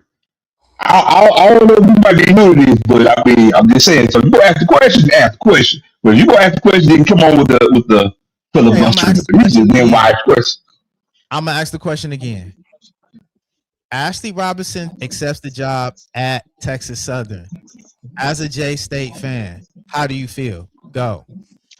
I would say that if he takes the job, I would give him a round of applause and congratulate him and thank him for all that he's done at Jackson University. I mean, let's count the ways and look at all the success that he's had since he's been the AD at Jackson State. And look, I'm not going to sit there and say anything about if he actually leaves to go to Texas Southern about it being. I would say that naturally it will be a loss for Jackson State, but it doesn't mean that it's a nail in the coffin for Jackson State. But damn good move. And if Texas Southern, which if I'm in their position, I do what they do. I mean, look at the position that they're in. And if we look at what he's done since he's been at Jackson State, and we look at the landscape of all the other SWAC institutions, then I would be giving a round of applause to Texas Southern, thinking that they're making a move to turn around the whole entire athletic department. And it's a damn good solid, it's a damn good chess move. So again, knowing actually the way that I do, I would congratulate him. Wouldn't be hurt about it, you know what I'm saying? Sad to see him go, but at the end of the day, man, nothing lasts forever, not even life itself. And so give him kudos. And look at Jackson State being one of the fledgling programs in all HBCU to be an enticing option for the potential ADs coming to Jackson State and lead a great athletic department. Hey, listen, I think Olivia Pope did a good job of writing that. She did a good job of getting y'all media trained. I wonder if y'all have put that in the facts and sent that out to everybody, to all the fans, because that was very well written and that was very well media trained. But listen, the PV folks are not gonna let y'all. We're not gonna let y'all live on that. You know, the big bad bullies. Now their backs against the rope. The self-proclaimed bullies, by the way. Now they want us to give them grace. We gonna keep our foot on their neck and we gonna press them. We gonna press them and we gonna keep them respectful. There's no putting on neck. There's no putting on neck. And look, at the end of the day, I can give kudos to Prairie View winning the football championship, right? And they rightly deserve it. But that's just one season. And that's not the downplay it. You are the reigning SWAC champion. But that winning one title doesn't perceive to be a foot on the neck. I would say if you have continuous success in that, if you're 2 years and then you beat Jackson State, then you can actually say that. And I'll be the first to admit that. But at this point, until you do it again, it's just a 1 year filler. And that's with all due respect. And again, you are the current champ. You are the current champion. Kudos to you. And you've earned well deserved, well earned. But until it's done again, I wouldn't call that foot on neck in any shape, form, or fashion. Now, again, you can actually you can actually say that you're applying pressure depending on how the games go this season. If you're dominant in those wins, how it looks, and then you make it back to the SWAC championship game again. And let's say, for example, it is a rematch for next season, and you do win it for a second year. Then even I can sit there and say, man, oh yeah, that's definitely some pressure applied. Yeah, you can say you got a foot in the neck because now you're talking about beating a team not only twice in a year, but then several teams within the conference, and you've done it 2 years in a row. And now you're talking about how many wins would that be in 2 years? That's a significant number at that point. I just want to make a point of clarification. And by the way, Zoe, we gotta have you back on when we actually talk about football at one point in time, because this really ain't about football today. Okay, this really ain't. You know what I'm saying? It'd be my pleasure. Alabama State. You said Jackson. I think you meant to say Alabama State. We'd be Alabama State this year. So I did want to, Judge, if you can put that point of clarification into the record. Okay. Let me tell you something. Let me tell you something. Lionel, even you can't say Alabama State because guess what? You've never seen them do it. So how can you say something they haven't done it? That is factual. They haven't done it for 20 years. They are draft night Caitlin Clark. They are. I know they are. But this is what I know about J State, Lionel. They're gonna the reality is it doesn't matter because the Panthers are coming. Okay, it doesn't matter about anything else. Winter is coming. The Panthers are coming. So regardless of whether it's Jackson State, regardless if it's Alabama State, listen, FAMU can create a championship game out of the last game of the season and claim they national champions. It still wouldn't matter, okay? Because the Panthers are coming. All right. That's all that matters to. All that matters to, they said, is the Panthers are coming. And I'm just here for my brother in the SWAC, because being father figures of the SWAC, we just want to make sure that our brothers are okay. Okay. Because sometimes we hear bad news. You just want to know that somebody is there for you, okay? And so I wanted to just, I just wanted to be here to just play the song, because sometimes songs and music just gets you in the mood and just helps you to realize that's gonna be okay. Oh my bad. Sorry, that's the wrong one. That was the wrong one. My bad. I pushed the wrong button. That was a celebrate song. I'm about to get rocking up in this joint on a Wednesday night. That's on me. My bad. That wasn't what I was going for. All I'm trying to say is Zoe, Doc, Joe, you know what I'm saying, Greenwood, everybody out there in the comments, you know what I'm saying. EA, because y'all ain't gonna win nothing either this year as well, right? So I'm gonna just include you with everybody else, EA. All right, it's gonna be okay. That's all. So I got a question. Okay. So you say winter is coming. So if Prairie View doesn't make SWAC championship game, will you say we're stuck in fall purgatory? You said stuck in what? Fall purgatory. So if Prairie View doesn't make the SWAC championship game, are they stuck in fall purgatory? That ain't even happening. Okay. They don't even believe that. They don't even believe that lie. The standard ain't changed, right? We don't make SWAC championship game. It was a horrible year. Yes. Horrible. Bad. Horrible. Yes. Straight up. Ain't nothing else to say about that. Ain't nothing changed about that either. They don't even believe that lie, Lionel. I can't say. People can believe whatever they believe. I can't say that. I can't say that. So here's the thing. So let me say this too, because I think I can speak for everybody. You can say some of the things you're saying. That's fine. I get it. I've been there, right? But you guys are in uncharted territory. You're in a place that you've never been right now. You can sit there. You can speak to, like, I understand when Prairie View won. I believe it was 2009. I believe, but now you're talking about in the sense of having to repeat, having the pressure on you again this year. You're the hunted. You're the hunted. So we'll see. We'll see what that entails. I mean, I get it, but also let me go on record and say this too, because I can kind of get a real good feel for this. Neither one of you will really be objective to say, you know what? I can see this game being a tough game for us, and we're really going to have our work cut out for you. I'm hearing you. I get it, but neither one of you will really truly be objective to say, what it really will be. Because that's fresh coming from a J State fan saying somebody can't be objective. Like, I can't do it. I can't do it. Look, I tell you what, you can find me. You can look. Don't look. We're not talking about J State fans. We're talking about me, and I am on wax. Look, we're talking about me. I can be on wax being objective about Jackson University. So you can talk about what you get in the comments or what you may get in other places. Look, you're on screen. I'm on the screen. I'm speaking solely to what it is that you're saying right now. You're not being objective, and you won't be. And that's fine. That's fine. So right now, if I were to ask you, so hold on, Michael. Hold on, Michael. So I'm gonna ask you, Sid, what's Prairie View record this year? Oh, it's another 10-win season. We're running through the entire SWAC. It's an undefeated season in the SWAC. Now, some of those out-of-conference games, Baylor, Stephen F. Austin, Tarleton State, them are our only competitive games this season. So 10-2? Point blank. I'm giving them 9-3. That's not even me being like on some fan stuff. We only lost one SWAC game last season, so that's not a hard stretch. And we're talking about a missed field goal, like losing on a field goal kickoff in that loss. So this is not a stretch. We're not. Whoa! I see what you did there.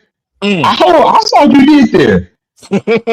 Hold on. Did you catch it? So no, you didn't just win by the field goal. So no mention to how you won a game that you actually should have lost. Because they go both ways. Because you should have lost to take something. Lord. Yeah. Hold on. But I'm not discrediting. Hold on. I see what you did there. Hold on. I'm not discrediting you winning the game. Because again, you found a way to win. But just like you mentioned that game, because you're being a fan, you should have lost. You pulled the game out. You won it. Kudos to the team for doing it in the first game of the season. But you should have lost that game.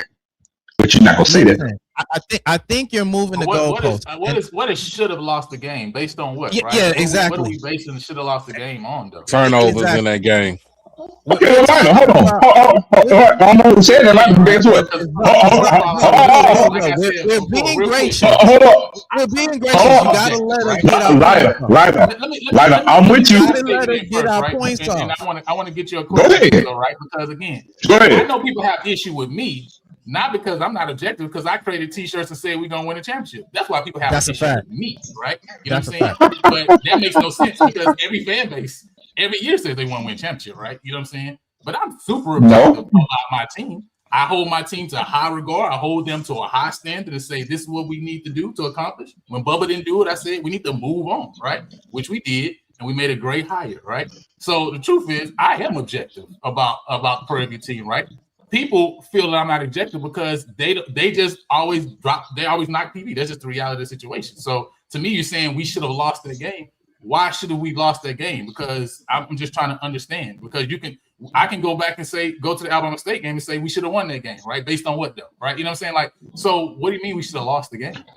No. I'm not just. Hold on. You make a great point, and I'm not discrediting none of what you said. But what I'm saying is, in the same, because they swing both ways. That's my point. So in the same way you say, I have no problem with that. No. What I'm saying is, what you just stated is absolutely right. But Sed just stated, we would have won this, but had it been for missed field goal. But my point is, you can't have it both ways because those are like what we call swing moments in the game. So if you swing to say we miss a field goal, you gotta have the same energy for it to take some the game. That's my point. But I also stated that. But what I also stated was that yes, you should have lost the game, but you found a way to win. So I'm not taking no one away from you. My point is that just the way you won it, you got to have the same thing to say, well, we actually could have lost that game as well, but we found a way to win in the last moment of that game. Because Texas Southern was actually about to win the game. I forgot what the signifying play was. I believe within like a few seconds for Prairie View to actually get the ball and go down and get that last second touchdown. Because again, had it not been for that, for a young team in year one of a brand new program, That's why it was such eye opening and it wasn't unexpected in the first game of the season. So if you want to sit there and say, "Oh yeah, it hadn't been for that missed field goal, right, that you would have won a game," you got to use the same energy for a game that you won that you really could have lost.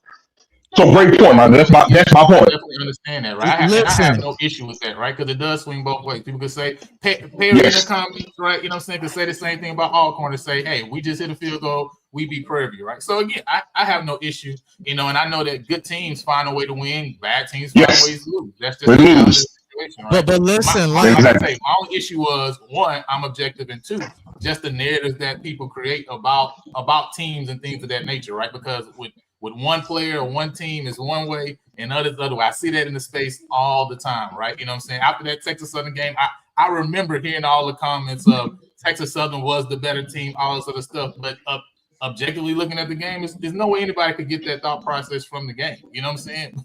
I mean, they had 2 drives on offense, period, right? You know what I'm saying? So I don't understand how somebody can have that thought process, right? If you were watching that game. Steve, you watch games through and through, look at the swings, look how people have chance. Alcorn game, even though Alcorn should have won that, they had a chance to win that game in the end. The reality is they had 1 drive the whole game. That drive that got down because of a broken play, we missed the tackle, and he threw the ball 50 yards, right? You know what I'm saying? This is how the game happened, right? You know what I'm saying? So it's just a lot of times people don't. I just think people not watching the games in the first place. They just watching their team. They not watching it. They're not watching the game. They really don't have context for how a lot of these games swing and how they go in the first place. But again, it's not even about football. Though. I don't like this because this not even supposed to be about football today. Okay. Hold on. I want to make this one last point, right? Because it's football related. I'm gonna use the same context for Swag Church game, right? So you actually go to that game. Jacobian starts, right? Missed the previous 5 games, comes in, and the team was actually struggling with him actually coming in their first start. Actually overexerted himself, running in to get a significant touchdown for Jack State, gets injured on that play.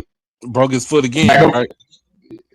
Yes, backup quarterback comes in. Also, remember, Prairie View had some amazing plays on third down throughout that game that actually made them kept them on the field for long drives. That was the difference in the game. As many big plays as Prairie View had on third and long, because Jackson defense couldn't get out the field. The thing that really broke the camel's back was what? Lockhart coming in, deep in Jackson's own field or on side of the field, late in the game, throws a horrible interception. Because as bad as Jackson defense played, the game come down to Prairie View winning by 2 points. The start of the game was third down. Jackson cannot got the field on third down. And again, horrible, timely interception by an inexperienced quarterback. Because that was the main thing with the game. As all the big plays that Prairie View made, they made them consecutively on third down. It was a turnover by a true freshman that really that was the straw that broke the camel's back and propelled Prairie View to win that championship.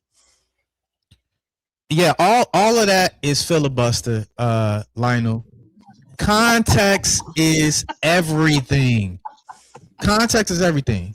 You know what I'm saying? And so my point was to what we were actually talking about is it realistic for Prairie View to run the tables next season? My point wasn't about the tail of the tape, but more the fact that it's not unrealistic to think that Prairie View would go undefeated next season due to the close margin of how we didn't even accomplish it last season. That was the only point that I was making. Of course, you can swing the pendulum both ways. Who said that you couldn't? So sure. So you asked the question, what is PV going to do this year? And you said what the record was, and I answered the question. No. Hold on. These are 2 different things. I didn't hear all that. I just simply asked you, what do you think Prairie View's record was going to be? I never said that Prairie View doesn't have a chance to run the table back. I just asked you what the record was going to be. That's it. And the only thing I came back to say, I said, well, okay, so what's JSU record next season?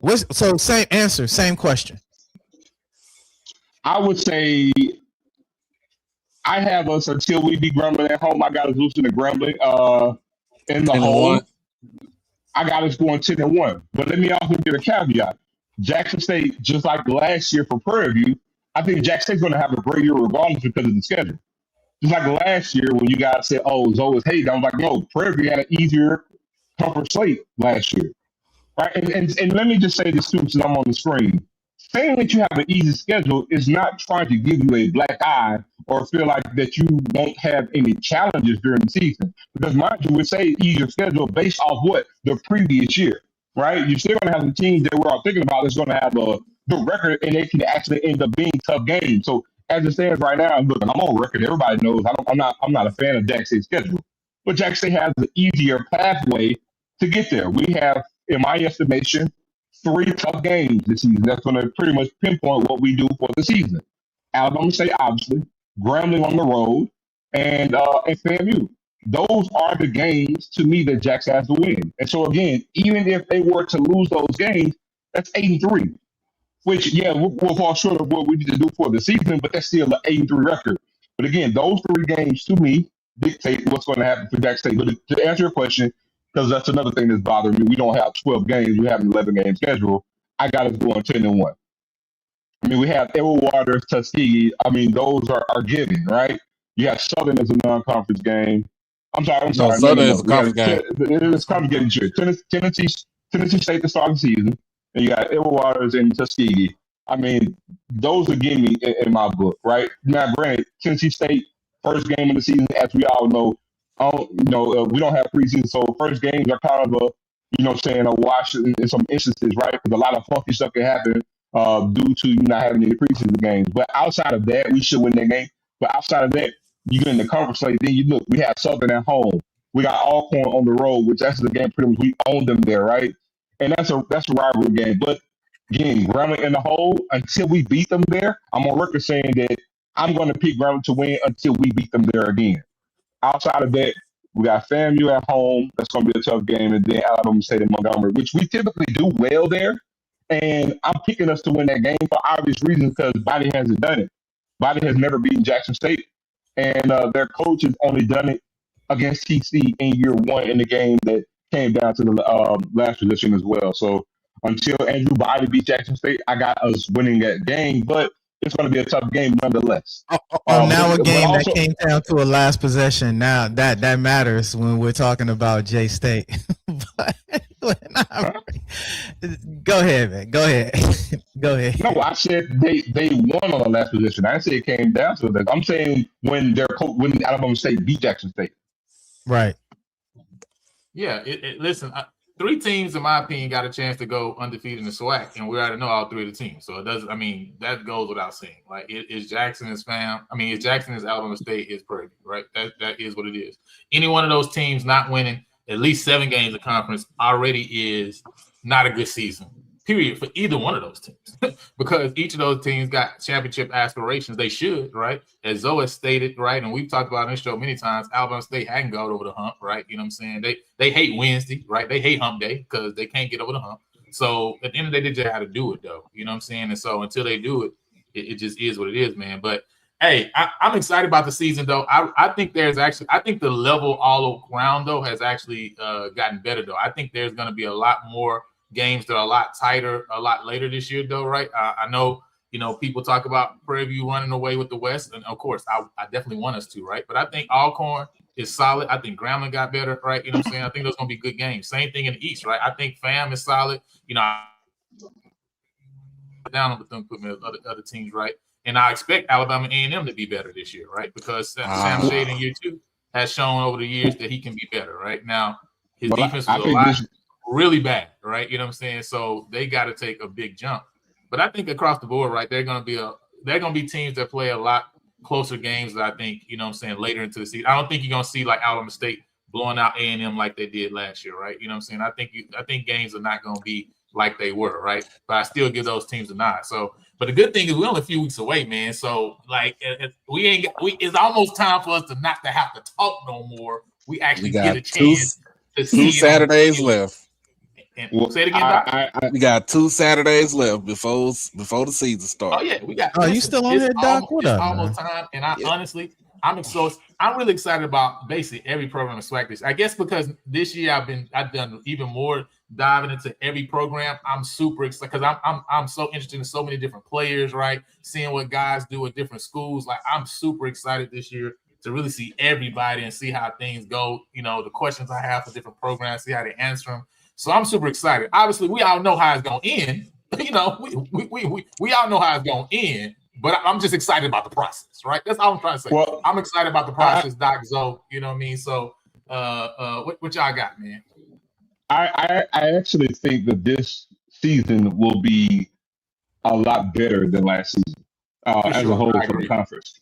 The main question mark in this conference as a whole, similar to last season, and it's going to be a constant issue, I think, going forward for the SWAC is going to be new quarterbacks. Right? If you go into last season, how many returning quarterbacks we had conference wide, even as of this year. But because FAMU is bringing in a quarterback that's new to the conference, but still came with the actual coach, and you look at who played last year, who's actually coming back, I think this season is primed to be better conference wide as a whole this year than what we were last year. I think we run a really, really good possibility of having, for the first time in a long time, the top 4 teams in each division having a winning record. It's been a long time since that happened. If you look at the way the schedule lined up for all the teams, I think we run a real good risk of that happening. The West is right now, until the games are played, appears to be the weaker division between the two. But I think Alcorn's going to be better than what some of us expect. Prairie View will be there. Gramblin's going to be there. Alcorn's going to be there. I think Texas Southern has an outside chance to be 500. We'll see. But also, tough schedule this year. Real tough schedule. Yeah. Well, no. My thing is what they can possibly do in conference. Not saying they're going to be great, but I'm saying, again, being above 500, because I'm telling you guys, if you go look, it's been a long, long time since we've seen that, because a lot of our teams they have gone so hard with 2 really, really tough non-conference games to where everybody in the conference damn near is either 1-2 or 1-3, you see what I'm saying, on the non-conference slate before we get into conference play. Because, a lot of times we had that whole thing, remember, that we won't be playing the NAIA schools anymore as well. So we're playing a little bit more competitive games as opposed to going to play the money game to get our head beat in. So I'm interested to see that. But I'm interested to see FAMU, and to your point, Lila, I think Alcorn's going to be a lot better with Jalen Tolbert coming back in for his second year. Look, Jackson's going to be fine. Alabama State is going to be fine. It's going to be interesting to see what Alabama A&M does on defense. I like the quarterback that they have. Those are the question marks there. Like I said, for Jackson State, it's going to be not so much what we have. The main question mark for Jackson State for me is going to be, number one, how healthy can Lockhart be for the season, right? Because, again, if he goes down, what does that do for Jackson State? But also, him taking the leap from year 1 to year 2. What does that look like? Because a lot's going to be on his shoulders for Jackson to have some success.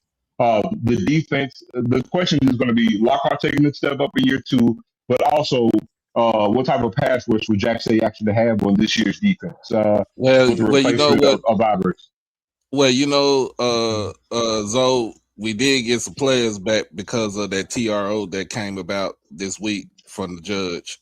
So we did get some players back from on defense for us. So when you look at it, Washington number 9, Washington back, and then y'all got a defensive end back.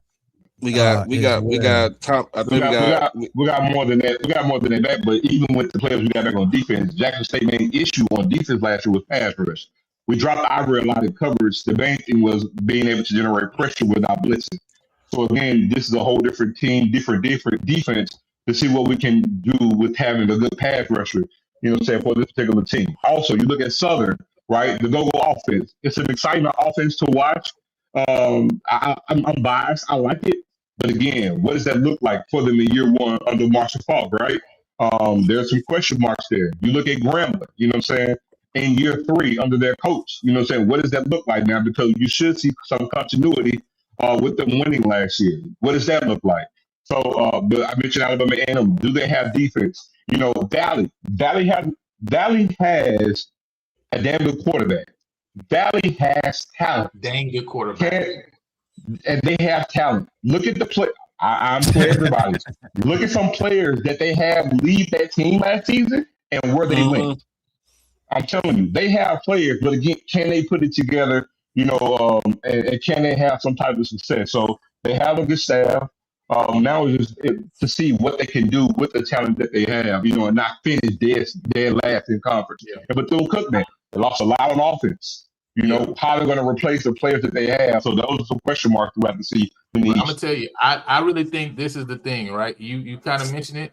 I think this is really the question for the SWAC as a whole is who has, for example, Jackson, PV, and Alabama State. Which of those teams has the best defensive line?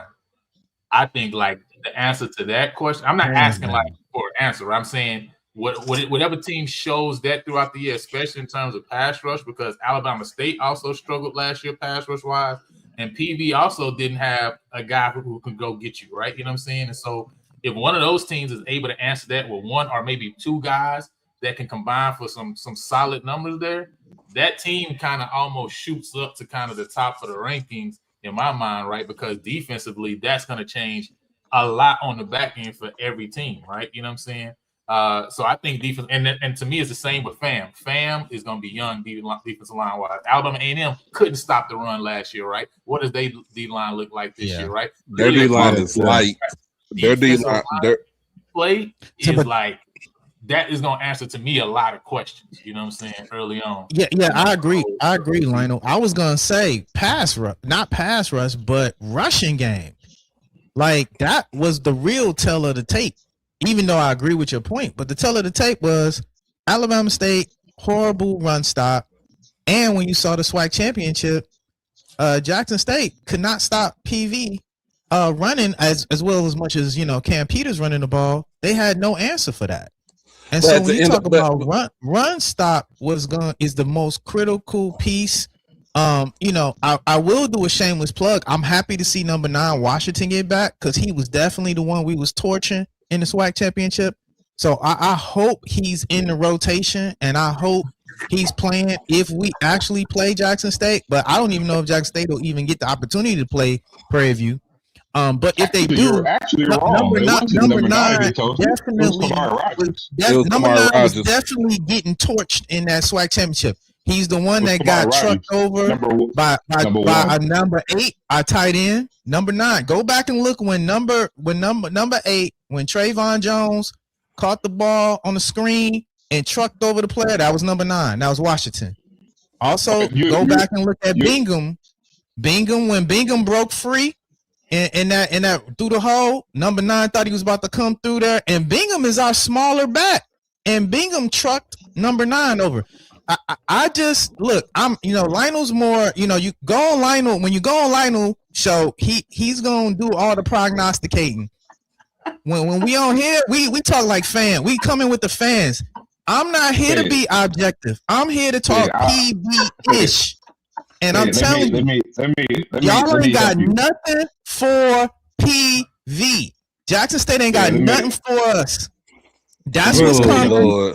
Winter's coming. That's what we gonna keep coming with, and we gonna let y'all know. And I'm unapologetic. Jackson State could not get off the field on third down. That's where PV won the game. At Jackson State, hold on, Doc. It's two things in particular as to why Prairie View won the game. Jackson actually contained Prairie View running backs. The issue was the quarterback. The quarterback was to solve the game. Right on third down, we cannot contain the quarterback running the ball on third down. And third down, you had huge plays in the passing game. And number 1, which is Kamara Rogers, was getting roasted. That's the ball game in this. BJ Washington did not have a bad game. He gave us some plays, but again, we can name plenty of players that gave us plays in the game because in the same time, token too, Jackson had a great running day against Prairie View as well. Right? The thing was third down. Jackson lost third down, thus that's why they lost the game. That and turnovers. Right? So again, you want to talk about what we don't have. Jackson has what they need. I'm not worried about us being where we're going to be at. Look, you can see him now you're gaslighting, right? Because you know and I know Jackson is going to be good, whether you want to sit here and bloviate because we're on your show, but you know and I know that Jackson's going to have a good season. Now, again, like I just stated, because I'm being truthful and transparent here, Jackson's going to be in contention for the SWAC championship game. You know this, I know this. Those 3 games that I just mentioned to you will dictate whether you see us if you make it again for a rematch. If not, and Richard doesn't come, I didn't say you wouldn't. I said if not, the game still I can play. No matter how you feel, you can feel you're going undefeated until the games get played. Because right now you can click this and say we said it was coming and you didn't make it. So I'm saying, but I'm just like I'm going to and say Jackson's going to be in contention. We all know that Prairie's going to be in contention. I'm not sitting here blowgating. We're going to call a spade a spade. Point blank period. You know we're going to be in contention too. You can see him blowgate all you want to. But you know we're going to be in I already contention. said it, so I ain't worried. No, lie. This is not a risk to you because again, you're right. You're This the nice not guy. my show. This the fan show. I'm just a guest. Listen. Like he just said, like you're the nice guy. You know. So again, Sid, you know we're gonna be in contention. No, Sid know we're gonna be in contention. You can sit here and talk all that crap all you want to, but you know we're gonna be there. But Sid, I tell you what, if you don't make it, with if everything. you don't make it, Sid, if you don't make it, I want you to have the same energy now. Come December, you ain't there. I want the same energy now. I want the same energy now. Y'all must have forgot. Hold on. Because it's one thing. It's one truism in this thing right now. It's 3 people on this screen, right? Before last season, it was only 2. Before last season, it was only 2. So you might not be getting what I'm saying right now. Because you weren't there before last season now. You weren't there before last season. So here's my point is, win or draw, my face gonna be here. Lionel was there before last season. I'm gonna need the same energy if you don't make it. Listen, I'm not worried about that. Okay. You talking to the 2 most vocal PV people prior to the championship. This is not new. Y'all acting like we just knew because we won. Lionel and I been in these trenches telling y'all PV been coming way before we came. For a while now. You was not on the screen before last season. You was not on the screen before last season. Oh, no. I wasn't on my individual screen, but I was on Scotty's show. I was on Wendy Williams' show. Ask around. I was on Wendy Williams' show regular, and I was on Scotty's show regular. All right. So you know, when it came to like foremost voice for PV, that is always been the case. Okay. And so that's why it's funny. Like people like, yo, simmer down. I'm definitely not gonna simmer down. Now that we're in the driver's seat. I didn't say simmer down. I said I just want the same energy. If you don't make it, I need you here. That's all I'm saying. Listen, I'm gonna give you a little origin story, though. The only reason I'm doing the platform is because I was so vocal on everybody's platform. They were like, "Oh, we gotta shut this dude down because PV is talking too much and they're taking too much space on these platforms."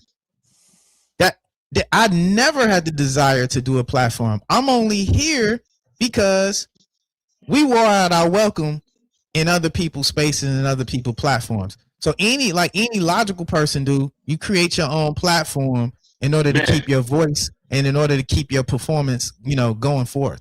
So that's it. That's it. So we here to let y'all know we're on offense, not defense. We got the bully stick now. As Coach O said when I interviewed him, that they still think JSU is the bully. And like I told him to his face, the bully got knocked out. Well, there's no more bully. You don't knock somebody out by winning the game by 2 points. It's not a knockout, dog. You got a decision. You won, but it was by decision. It's not a knockout by 2 points. A 2 point victory is not a knockout. No matter how TKO. It was a technical knockout. Listen. So I love the analogy because you don't knock nobody out no 2 point victory, dog. You got the dub. You the champion. You deserve to talk. You deserve to talk the talk. You walk with it right now. I'm gonna let you have it. I have no choice. But guess what? This season is coming. The season is coming, but that wasn't a knockout, dog. You cut that out. I'm gonna let you have what you have, but that right there, that's cap. They ain't no knockout, dog. You got to split the decision. You got the dub. I want a knockout. You cut that out. Listen, when you can go into Jackson State Stadium and beat Jackson State at home and dominate the entire fight. Now, listen, I'm not trying to mince words, right? It's an analogy. It's an analogy. It's not literal, as you just stated. So when you say analogies, it's a framework that I'm setting up. Something that nobody else has done in this common era. And it's okay. We dominated that entire game.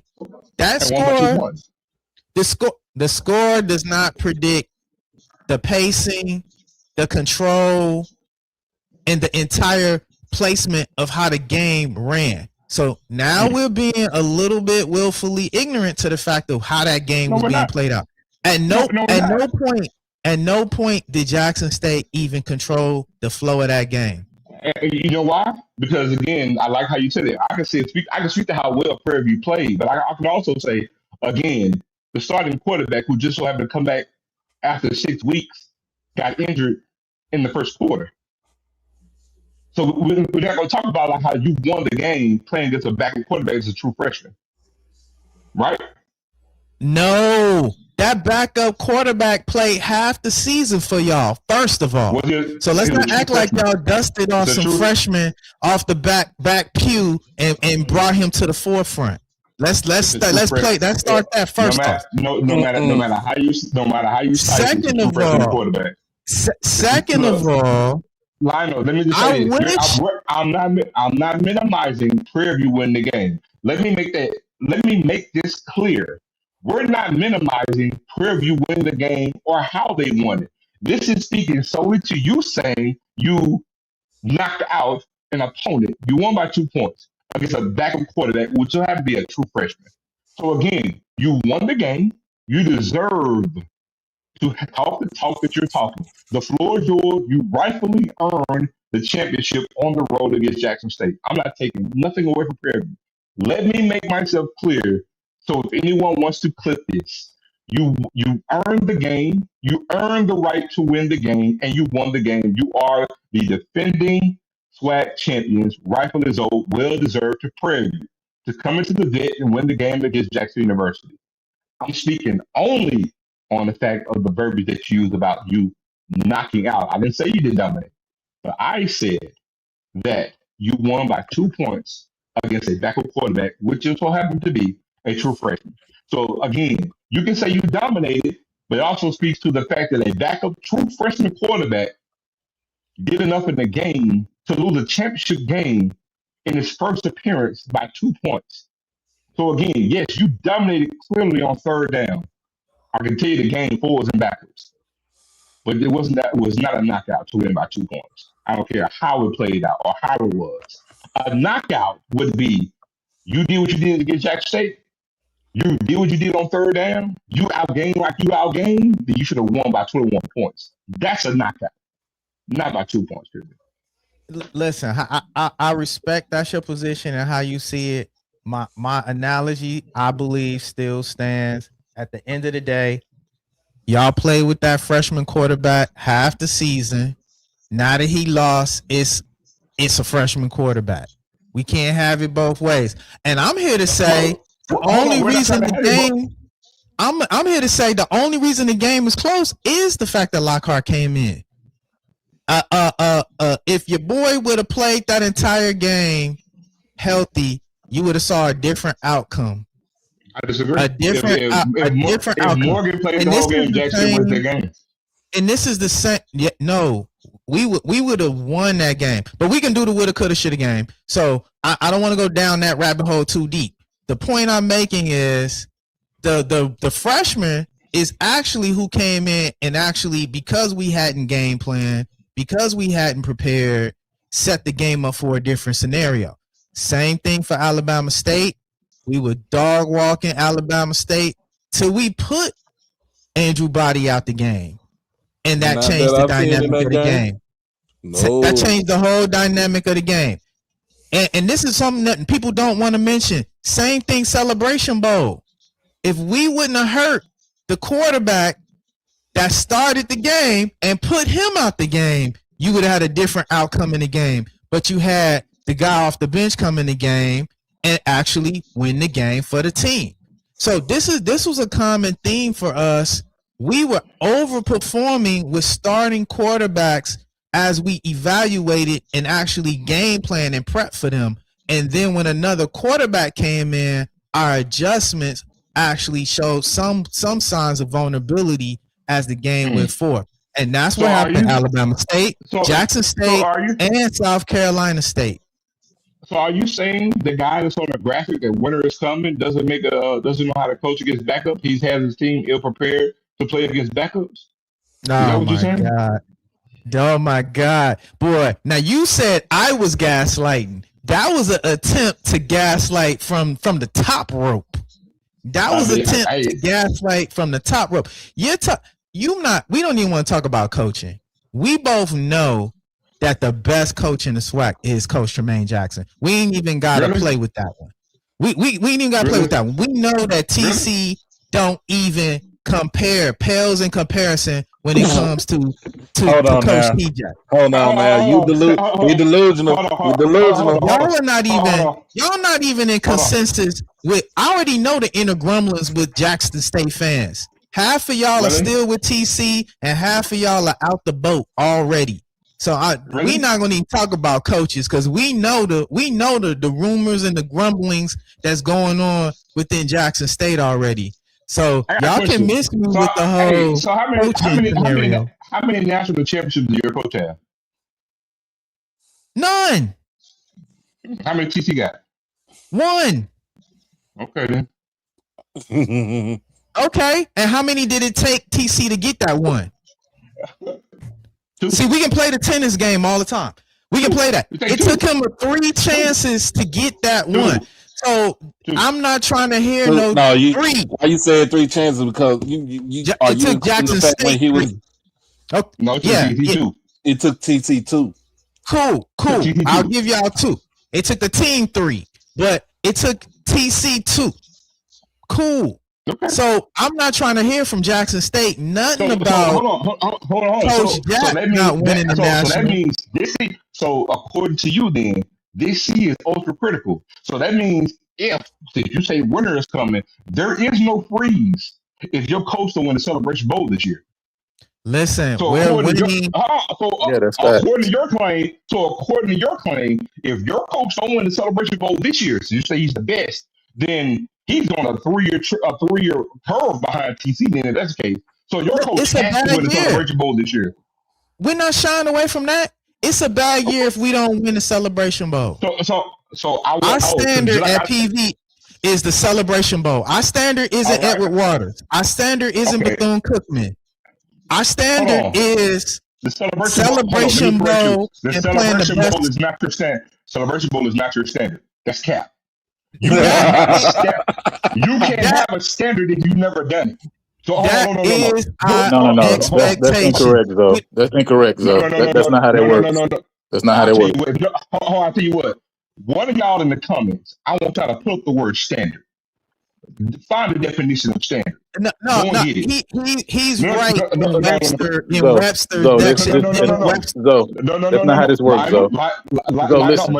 Listen. No, that's not how that works. You set your own standard for yourself, right? The standard is something that you set, period. Nobody else, first of all, nobody else can even tell you what your standard is or what can be a standard for you. That's first and foremost, right? Second, you set your standard, right? And again, you don't hit anything, right? You don't reach anything that you don't first set in place in the first place, right?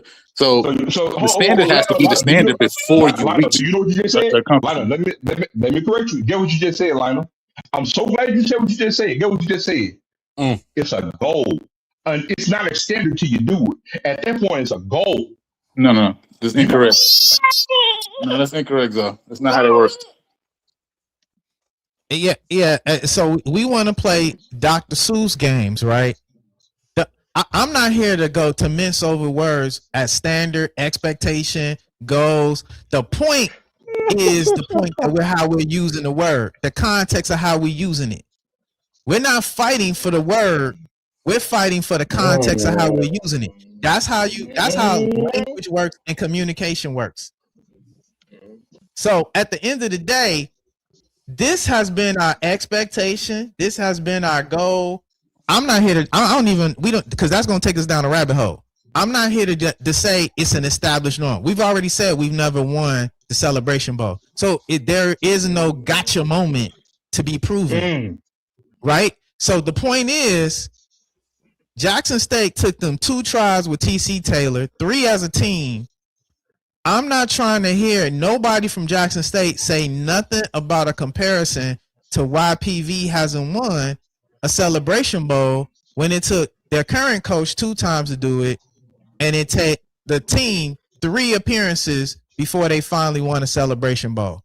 So they can't really say nothing to PV about no Celebration Bowl and national championship, especially when they not even the SWAC champs.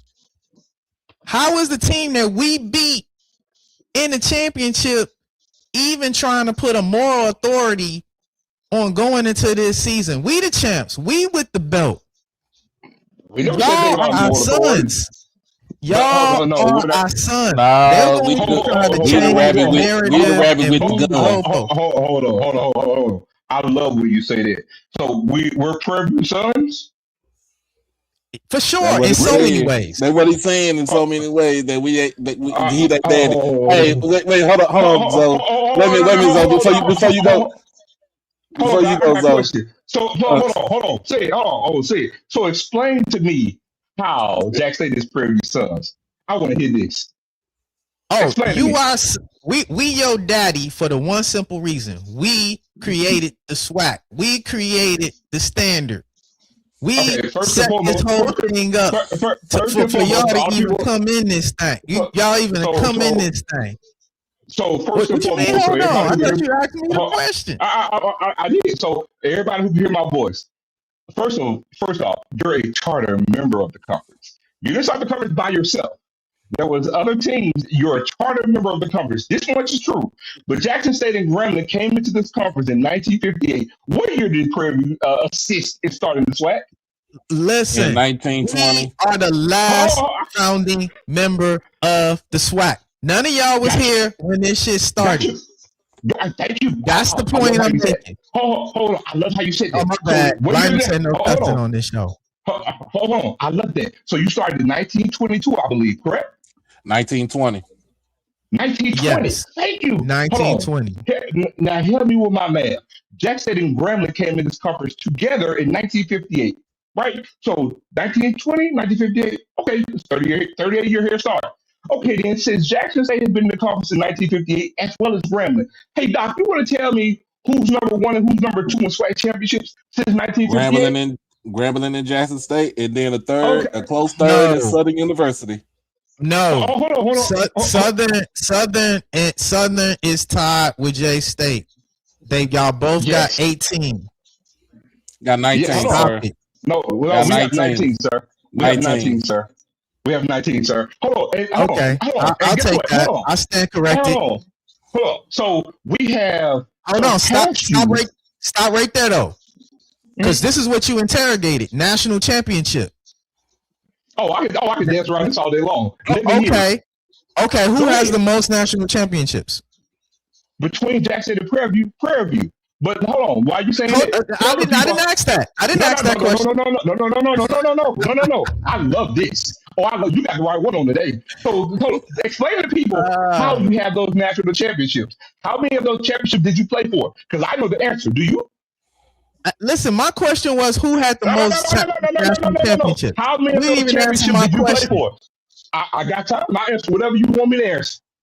It doesn't matter. How many of the SWAC championships did you play for, Joe? It doesn't matter. You're having the same conversation. It don't matter. If the championship is a championship, are we going to dissect every single one?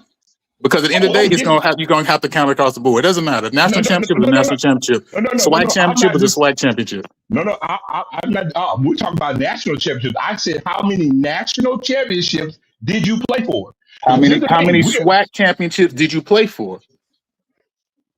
We played for 5 or 6. Okay, so not 19. So it's the same argument. That's my point. Like, what we talking about? No. I said, how many national championships did you play for? There's a big difference. He's trying to say outside of the No, it's wins, not a how difference. many total It's no big appearances? difference. No. Hold It's on. no Let me difference. help y'all. No. Yes, it is. Let me help No. y'all because you're not He's getting trying to it. ask how many appearances. No. That's not what I'm getting to. I'm not talking about it now because see, let me help y'all on y'all history then. So back when Prairie View first started winning championships, you actually played for some championships in the Orange Blossom Classic. You have some games that you actually played for the national championships, but 5 of those championships that you have, national championships, you did not play for. The Pittsburgh Courier voted and just gave them to you. Let me help you with y'all history then. Let me help you So out. again, right? Again, the same thing you're saying, right, is the point that I'm making already, right? Because you're talking about what you're talking about right now is what you played for versus this Right. newspaper, right, voted you. Listen, Yeah, the he's trying to SWAC. How many delineate it. shared SWAC championships are there throughout the years? Like, what are we talking about? At the end of the day, you either gonna respect all the history, or you respect all the history. If you don't, you don't. Period. Hold on. No, but I'm listen, not. what you're doing right now is seeking to denigrate the national championships by making a deciphering difference between what was played for versus and what was voted on. No, voted that's for, not, right? no, Lion, that's not what I'm doing. So what's your point then? That's not. No, my point is Prairie View has plenty of championships. My thing is the Pittsburgh Courier. If we go to mythical national championships, right? Because again, who has the majority of the national championships? Even when across the board, it's Tuskegee, right? Tuskegee was a D2, and at that point in time, they were under NAIA when we were in AIA. We were not on level field. So Jackson State, for example, in the 80s, Jackson State won the SWAC 8 out of 10 years. Do you want to know who won the majority of the national championships during that time? Tuskegee. Tuskegee. Oh, yeah. No, it was Tuskegee and then Central State. Yes, Jackson State won the SWAC 8 out of 10 years, right? But then Tuskegee was awarded national championship. So my point is, we'll harp on a national championship at the time. What I tend to do, at least for me, I always give credence to the Orange Blossom Classic because when it originated, it would pit the best 2 teams in the country to play against each other. That's my point. So again, this is not to discredit Prairie View. My point is, we go to national championships. I never do before anything before 1950. All the 60s are validated because they played in Florida for the national championship. Most people don't know that. So you basically did all that to just prove Lionel's point. And you played FAMU in Florida for those national which is championships. to say, I don't acknowledge the voting part. You basically did all of that just to come back to say the point that he was really making. I'm delineating from when people played in it via the Orange Blossom versus when it was actually voted upon. But I mean, that's cool. At the end of the day. No, my point is, no, it wasn't voted upon. Sometimes you would actually have just one writer choose a national champion. And it was more of a MEAC bias when you had the MEAC Courier. It did not change until Grambling went on the East Coast to actually play in the Whitney Young Classic to play Morgan State. That's when the tide shifted toward the SWAC, and then you had more and more games played in the Orange Blossom Classic. That's my point. That was it. But hold on. But since I'm back on it, since we came in 1958, you mind telling the people what the Prairie View Jackson State series record is? Before you get into the Jackson State Prairie View series, this is the thing, right? At the end of the day, like I say about that, the whole point is again trying to create separation between one way to determine versus another. The reality too, as well, right? As we know, yes, they try to pit the best 2 teams against each other. There was only now in this era do we have an actual true de facto championship game that is pitting the best of the D1 conferences against each other, right? Heritage Bowl, you know what I'm saying, Celebration Bowl, it is in this era, and even not even true fully with the Heritage Bowl, right? Because we understand that even during these periods of time, MEAC at different times didn't send the best team, right? So the truth is now we have a chance to really get a true, right, opportunity to see the 2 best pitted against each other, right? The truth was, even though we naming the Orange Blossom Class as the championship, that is just in name, right? It's not an actuality either, right? As well. Well, when you said that the MEAC and the SWAC didn't bring in the two best teams into the Heritage Bowl, that's because remember both the MEAC and the SWAC were in the playoffs until we opted out in 1997. We gave up our playoff position in 1997. That was my freshman year at Jackson State.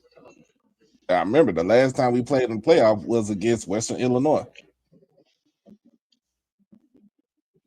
My point to all of this is that when we talk about national championships, we had years, plenty of years, where you did have the best two teams in HBCU ball in the Orange Blossom Classic. That was my point. Prairie View actually went 3 times and won 2. Jackson State went twice, won once. Southern and Grambling never went because of the Bayou Classic, and also the year-end game before the Bayou Classic never actually into the game. But Prairie View, Jackson State, and I believe Alcorn are the only representatives from the SWAC to actually go in that game and actually play for a national championship. That was my point. So my thing is, we had that game back then. Outside of then, it was the Pittsburgh Courier because, again, we hold on to saying a de facto national champion when it was just picked out. My point is, they weren't validated by me, in my opinion, because how can you have, at that time, then it's just like saying right now, South Carolina State won the HBCU national championship right here, and we all can sit there and say, yeah, they won that game. We would have that game, but then because Tuskegee were undefeated, they will be crowned the mythical Black College national champion. That's my point. When we had clearly dominant teams, but they would get voted. A lot of D2s at that time, it would happen. But I digress. Now back to Prairie View being Jack State Daddy. You mind telling the folks what the Prairie View Jack State record? Say it. 1-0 in the last 1 year. That's all I know. I feel like you. I feel Prairie like you. View has losing records against multiple SWAC schools. I'm not worried about that. I mean, Yeah, I don't care about that. I'm not At the arguing. end of the day, I think obviously that game must have struck a chord because we still talking about that game in December 2025, August 2026. But I'm ready. I'm ready for the season. That just let me know I'm ready for the season. No, I'm not saying you brought it up. I'm not saying you brought it up. I'm just saying obviously that game was something because and I know you don't look at it as a turning of a leaf, right? I know Mr. Campbell hate when I say it's a golden era, but that's what I look at it as, right? Because I think we are entering into a new period where, again, Prairie View has been on the cusp over the last 5 years, right? We have been down for a long period of time, right? You know what I'm saying? But the last 20 years, I think I even saw Rocky the other day on the show, where they was talking about the schools with the last 20 years, right? Prairie View's up among those schools, right? Because the truth is, since we got scholarships back, it hasn't been what it has been before, right? You know what I'm saying? Correct. And now I think we've crossed over and we enter into the golden era. We know that HBCU sports goes through swings. A&T went through their swing, Alcorn, Jackson's going through their swing, Grambling. It's Prairie View's time to go through our swing now, and we here. At the end of the day, until somebody stops us, that's what we're gonna be. And guess what? We're gonna win championship after championship, and our record is still gonna be losing record overall against other teams. But it won't matter because we still gonna be SWAC champion in its current history. We're not here to argue historical, records. We're here to argue what's gonna happen today. What have you done for me lately in this current history? If you go back in this current history, at least in the last 10 years, we 5-5 at minimum. We 5-5 in this lot, but they gotta bring in the historical reference in order to make themselves feel good. I get it. I don't, Lionel. Actually, I don't. Here's the thing, Lionel. Everything you said is true. Lionel, you're very reasonable to talk to. Lionel, everything you said is right. And if you notice, I never discredit anything that you just said, Lionel, because I can't. But I'm only giving a response to someone on the screen saying, "Oh, we're so and so's daddy." No, you're not. You've only beaten us 19 times ever, and that includes championship game. Ever 19 times. We played 63 times. So I'm only bringing it up because you say you're somebody's daddy. No. You. Maybe he means stepdaddy. So maybe he talking about stepdaddy. He just stepped in. No. The only person, daddy. It's a new sheriff in town. Let me tell you something. I get the dictate. I got the resume right here. The context. I got the resume. The only person you see is Alabama A&M. That's it. I'm looking at the resume. That's it. Listen, that's fine. I respect that. I respect how he wants to create the context around my statement. I respect that.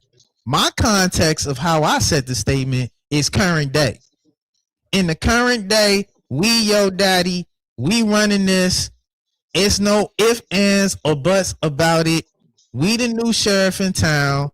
They're gonna keep moving the goalposts. We beat them, then they're gonna say you got to do it twice. So Doc, let me tell We you do it something. twice. It's Doc, let me you tell you already something. know what the next point is gonna be. But we No, got you the don't. same See, Doc, amount of here's the- national championships as y'all, so you got to do it third time. I don't have to say that. See, Doc, let me tell you something. See, they always say you speak on history, but people will reveal themselves to you. Just listen to how somebody talks, right? They show you they hardly ever do something because if it's Jackson right now, we don't talk and say this, right? Because it's the standard, it's the expectation, right? We don't because you're not nobody's daddy by winning one conference title. You're the current champion. See how I do that? Yes, you are the current champion. You ain't nobody daddy, dog. You won a championship in a singular year. Now, again, if you win this year, that's going to give it more teeth. See what I'm saying? That's going to give it more oomph. You got to repeat. You know what I'm saying? You got to do that. If you do that, I'm standing here right now telling you, I will be right on this ring saying, yeah, you know what? You've done it. You won 2 years in a row. Now you sit here. Now you can really talk shit because you did it back to back. Right? Now you got something to say. But say you somebody daddy, bro, over 1 year? Come on, I'm not missing a point. How am I missing a point on winning a conference title in one single year? That don't make you nobody's daddy, dog. Listen, this is why I love Jackson State fans. Y'all will try to move the goalposts and rewrite the story. Y'all coach sat up there and said that they the bullies. They the bullies of the SWAT. They sat up and said, and you got beat by PV. When we use Jackson State language back at them, when we use the same language back at them, now they want to turn into wordsmiths. Now they want to turn into English teachers and speaking cadence professionals. When their own coaching staff is out there trying to say that they're the bullies. How you the bullies if you're not the champs? Let alone telling the team that beat you in your home that you are their bully going into the season. This is why when they go low, you go low with them. We go low. This is why we driving Jackson State fans crazy because we're meeting them at their level. Can I ask a question? Go ahead, man. Hey, so and I'm about to jump off, but man, I'm so excited. All this just means football season close. That's what that means to me. But I did want to ask because I know you just made a big step, right? And we got a lot of brothers probably watching this program right now. Man, I actually want you to speak into those brothers, right now who got a lady and they at a point where they can make a legacy move, man. You know what I'm saying? Because you just made that jump. Can you just speak to them brothers for a second? I know we get into the banter and everything, but this is actually a good moment to maybe speak into that because I want to speak some life into some brothers right now who got a chance to do something generational. You know what I'm saying? So can you do that for us before you jump off? I know Sed gonna handle his business with you before y'all done, but can you do that? I'm about to jump off too. I'm gonna jump off too. Say, hey, well, I hit you up offline, but Sed, I'll get your number. I'll get you to the hop off. But nah, man, yeah, I just did it. I just jumped over this past weekend, well, last weekend rather, man. It was a beautiful thing, and I would definitely tell anybody who can hear my voice, do it. If you find the right woman, if you find what you're looking for, do it. It's a cheat code. It really is. I would tell I wish I had done it a whole lot younger, honestly, if you find the right one. It's a cheat code, and life is better when you got a good one by your side. I would definitely say that. I'm trying to get back to that same point. Listen, I'm gonna let Zoe have the last word. That was words of wisdom that we as all black men can live by and move forward. Why would I douse water on that flame? For once, that's the most profound words that I heard from somebody from Jackson State. You gotta let that ride. So I'm gonna let that ride out. I'm gonna end the show with Zoe having the last words, because we're productive people, and we know in all things we gotta be productive as we move forth in society. And I crown Zoe as a Jackson State person, a productive person. He might not be PV, he may not be a Panther, but that's a good man, Savannah. That's a good man. And he gave us some wisdom and enlightenment as men, how we can move forward in society and in life and in love. Why would I challenge that? Doc, you have any last words before I drop, man? Look, again, bro, Zoe, congratulations. I was in that boat before. I was married for 5 years. I'm trying to get back to that point. But you know what I'm saying? Like you said, you just gotta have the right one on the side. But other than that, I'm just ready for football season to come up. I'm just ready for it to start. I'll be in Jackson for Labor Day Classic against Edward Waters. But other than that, man, make sure y'all look out for y'all people, dog. That's all I gotta say. That's all you gotta say. Love on your people and hug on your people, because you never know when the next time you'll see them again. And always beat your kids out the penitentiary, because my mama did it. and Zoe see my mom. No, I just wanted to add one thing too. I think it's very important. While Sed is on the screen, Lionel's in the background, I want to make sure I say this clear. And I'm always say this until I'm no longer on the platform. When we get on these screens, bro, this is not a real tangible thing, right? When y'all see me, you see Sed, I'm Jackson State, Sed is Prairie View, Lionel is Prairie View. Man, we're just fans and alums of our programs. I have no ill will or hatred or venom or anything for Lionel. Lionel's a damn good dude. And I've stood up for him, like even in other social media spaces, right? Like just because he represents his school, he should. That's where he went to school at. He loved his school just like I love mine. There is no ill will or vitriol or none of that, man. I can see Lionel, we're gonna dap it up. Look, after we lost to Prairie View, I'm around in the Prairie View section getting killed. But again, it's all love. It's a game, people. Please understand that it's a game.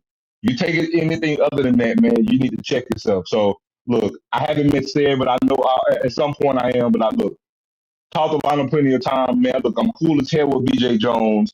Lord knows I hate Southern, but guess what? I lived in Baton Rouge for quite a few years, and I have a lot of good friends that are Southernites, right? The guy who helped raise me into a man when I moved to Louisiana, played football at Grambling.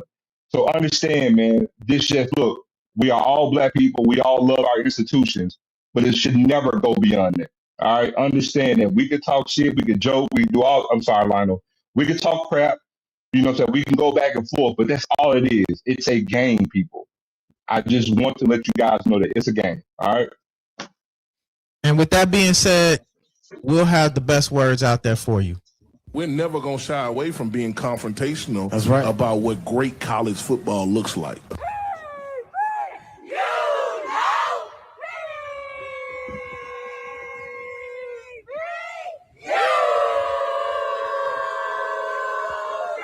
Yo, thank y'all for coming out tonight. Once again, productive people. PV versus everybody. Like, subscribe, get the alerts. Do you remember when we first met? Well, I don't, but I remember how wet you get. But I won't disrespect you by dwelling on the physical aspect. Don't roll your eyes, cause we better than that shit. I'm talking about long life, being your boy's wife. A couple youngins running in the backyard. And my lord, you're still looking great, honey. And my God, you still could shake would make money. It's so vivid, can you picture it? Yeah, well tell me, do you think this ring fits? Word, your love is like the ultimate herb. You got me foot to the ass and the rest of the curb. It's like nothing to do, only for you I kneel and forget the brick. Love is the house we're building. The picket fence with the swing on the tree with the words carved in it saying love is we. There you are, Close enough to touch, but still too far because you're not mine yet. Stimulated by the conversation, mere presence. Other women ask what relation, none of the essence. Oh, who's that? She's a C, but you come first, like the A before the B. When you're gone, I wilt like a willow. Lie there and smell the scent you left on my pillow. A strong mind with the body to match. I won't bite if you promise not to scratch. You keep it real, just like the truth. Closer than twins, standing in the phone booth. Inspirational, treasured like a gift. What's success without someone to share it with? I used to be a dog, now a cool cat chasing cheese. And I blame Eloise. Eloise on my mind. Eloise on my mind. Eloise. Eloise on my mind. Eloise on my mind. Eloise. Eloise on my mind. Eloise on my mind. Eloise on my mind. Eloise. Eloise on my mind. Eloise. People everywhere wants to know her name. Her body is the essence and her claim to fame. She's got game, it ain't the same. She's got plenty, packing more good times that you might call a penny. Getting caught up with the thoughts of flying overseas, making all of the cheese, spending time with Eloise. I picture hitting from the back like the snare from the track. I got the knack to be the Mac lips I wanna smack. Candle wax down the spine all of the time. Prophylactic on my tool, let me take you to school. Lesson 1, you don't have to run. And lesson 2, listen to my crew. Passion increases with exchange of saliva. Keep it Fahrenheit and call me Muff Diver. That be me, the K to the ING. My mode is excellent and my dream is Eloise. A soft whisper. She asked me, do I have the guts to kiss her? But as I sit and wonder, is she real? I picture. So what comes after? Put on Anita's rapture. Her feelings I must capture. Her soft lips. I take them quick and put them in my pocket. Cause they're out of this world like Space Lee and his sprockets. Somebody pitch me quick, I think I'm dreaming. Damn, she got me fiending. Her skin is so soft. It reminds me of the smoothest piece of silk. She's so sweet, her breath smells like carnation milk. So sweet. Carnation milk. Of all things, I'm your lady. Sweet baby. Hey, what up, boo? Words out, I'm the diva that you speak about. I hear you smitten about my well-written repertoire. You's a superstar, but it's you that I shine for. We go together like jeans, t-shirts, and sneakers. Player haters try to come between us, but never that. E is simply all of that. Rewind that. E is simply all of that. Hoes be jealous, so they fellas wanna frolic. Gems I spit can't be bought, sold or boarded. You look retarded, trying to go against the gift. Love is shared, the love is multiplied. Put your freaks aside, forget about your weak pride. Run away with me and let's do it on the wild side. Like that. Eloise on my mind. Eloise on my mind. Eloise, you're on my mind. Eloise on my mind. Eloise on my mind. Eloise. Eloise. Eloisa, I wanna know, am I the bro to get to know ya? Eloise on my mind. Eloise on my mind. Eloise. Eloise on my mind. Eloise, I wanna know, am I the bro to get to know ya? Eloise. Eloise on my mind. Eloise. Simply E with the MSB, the magical soul.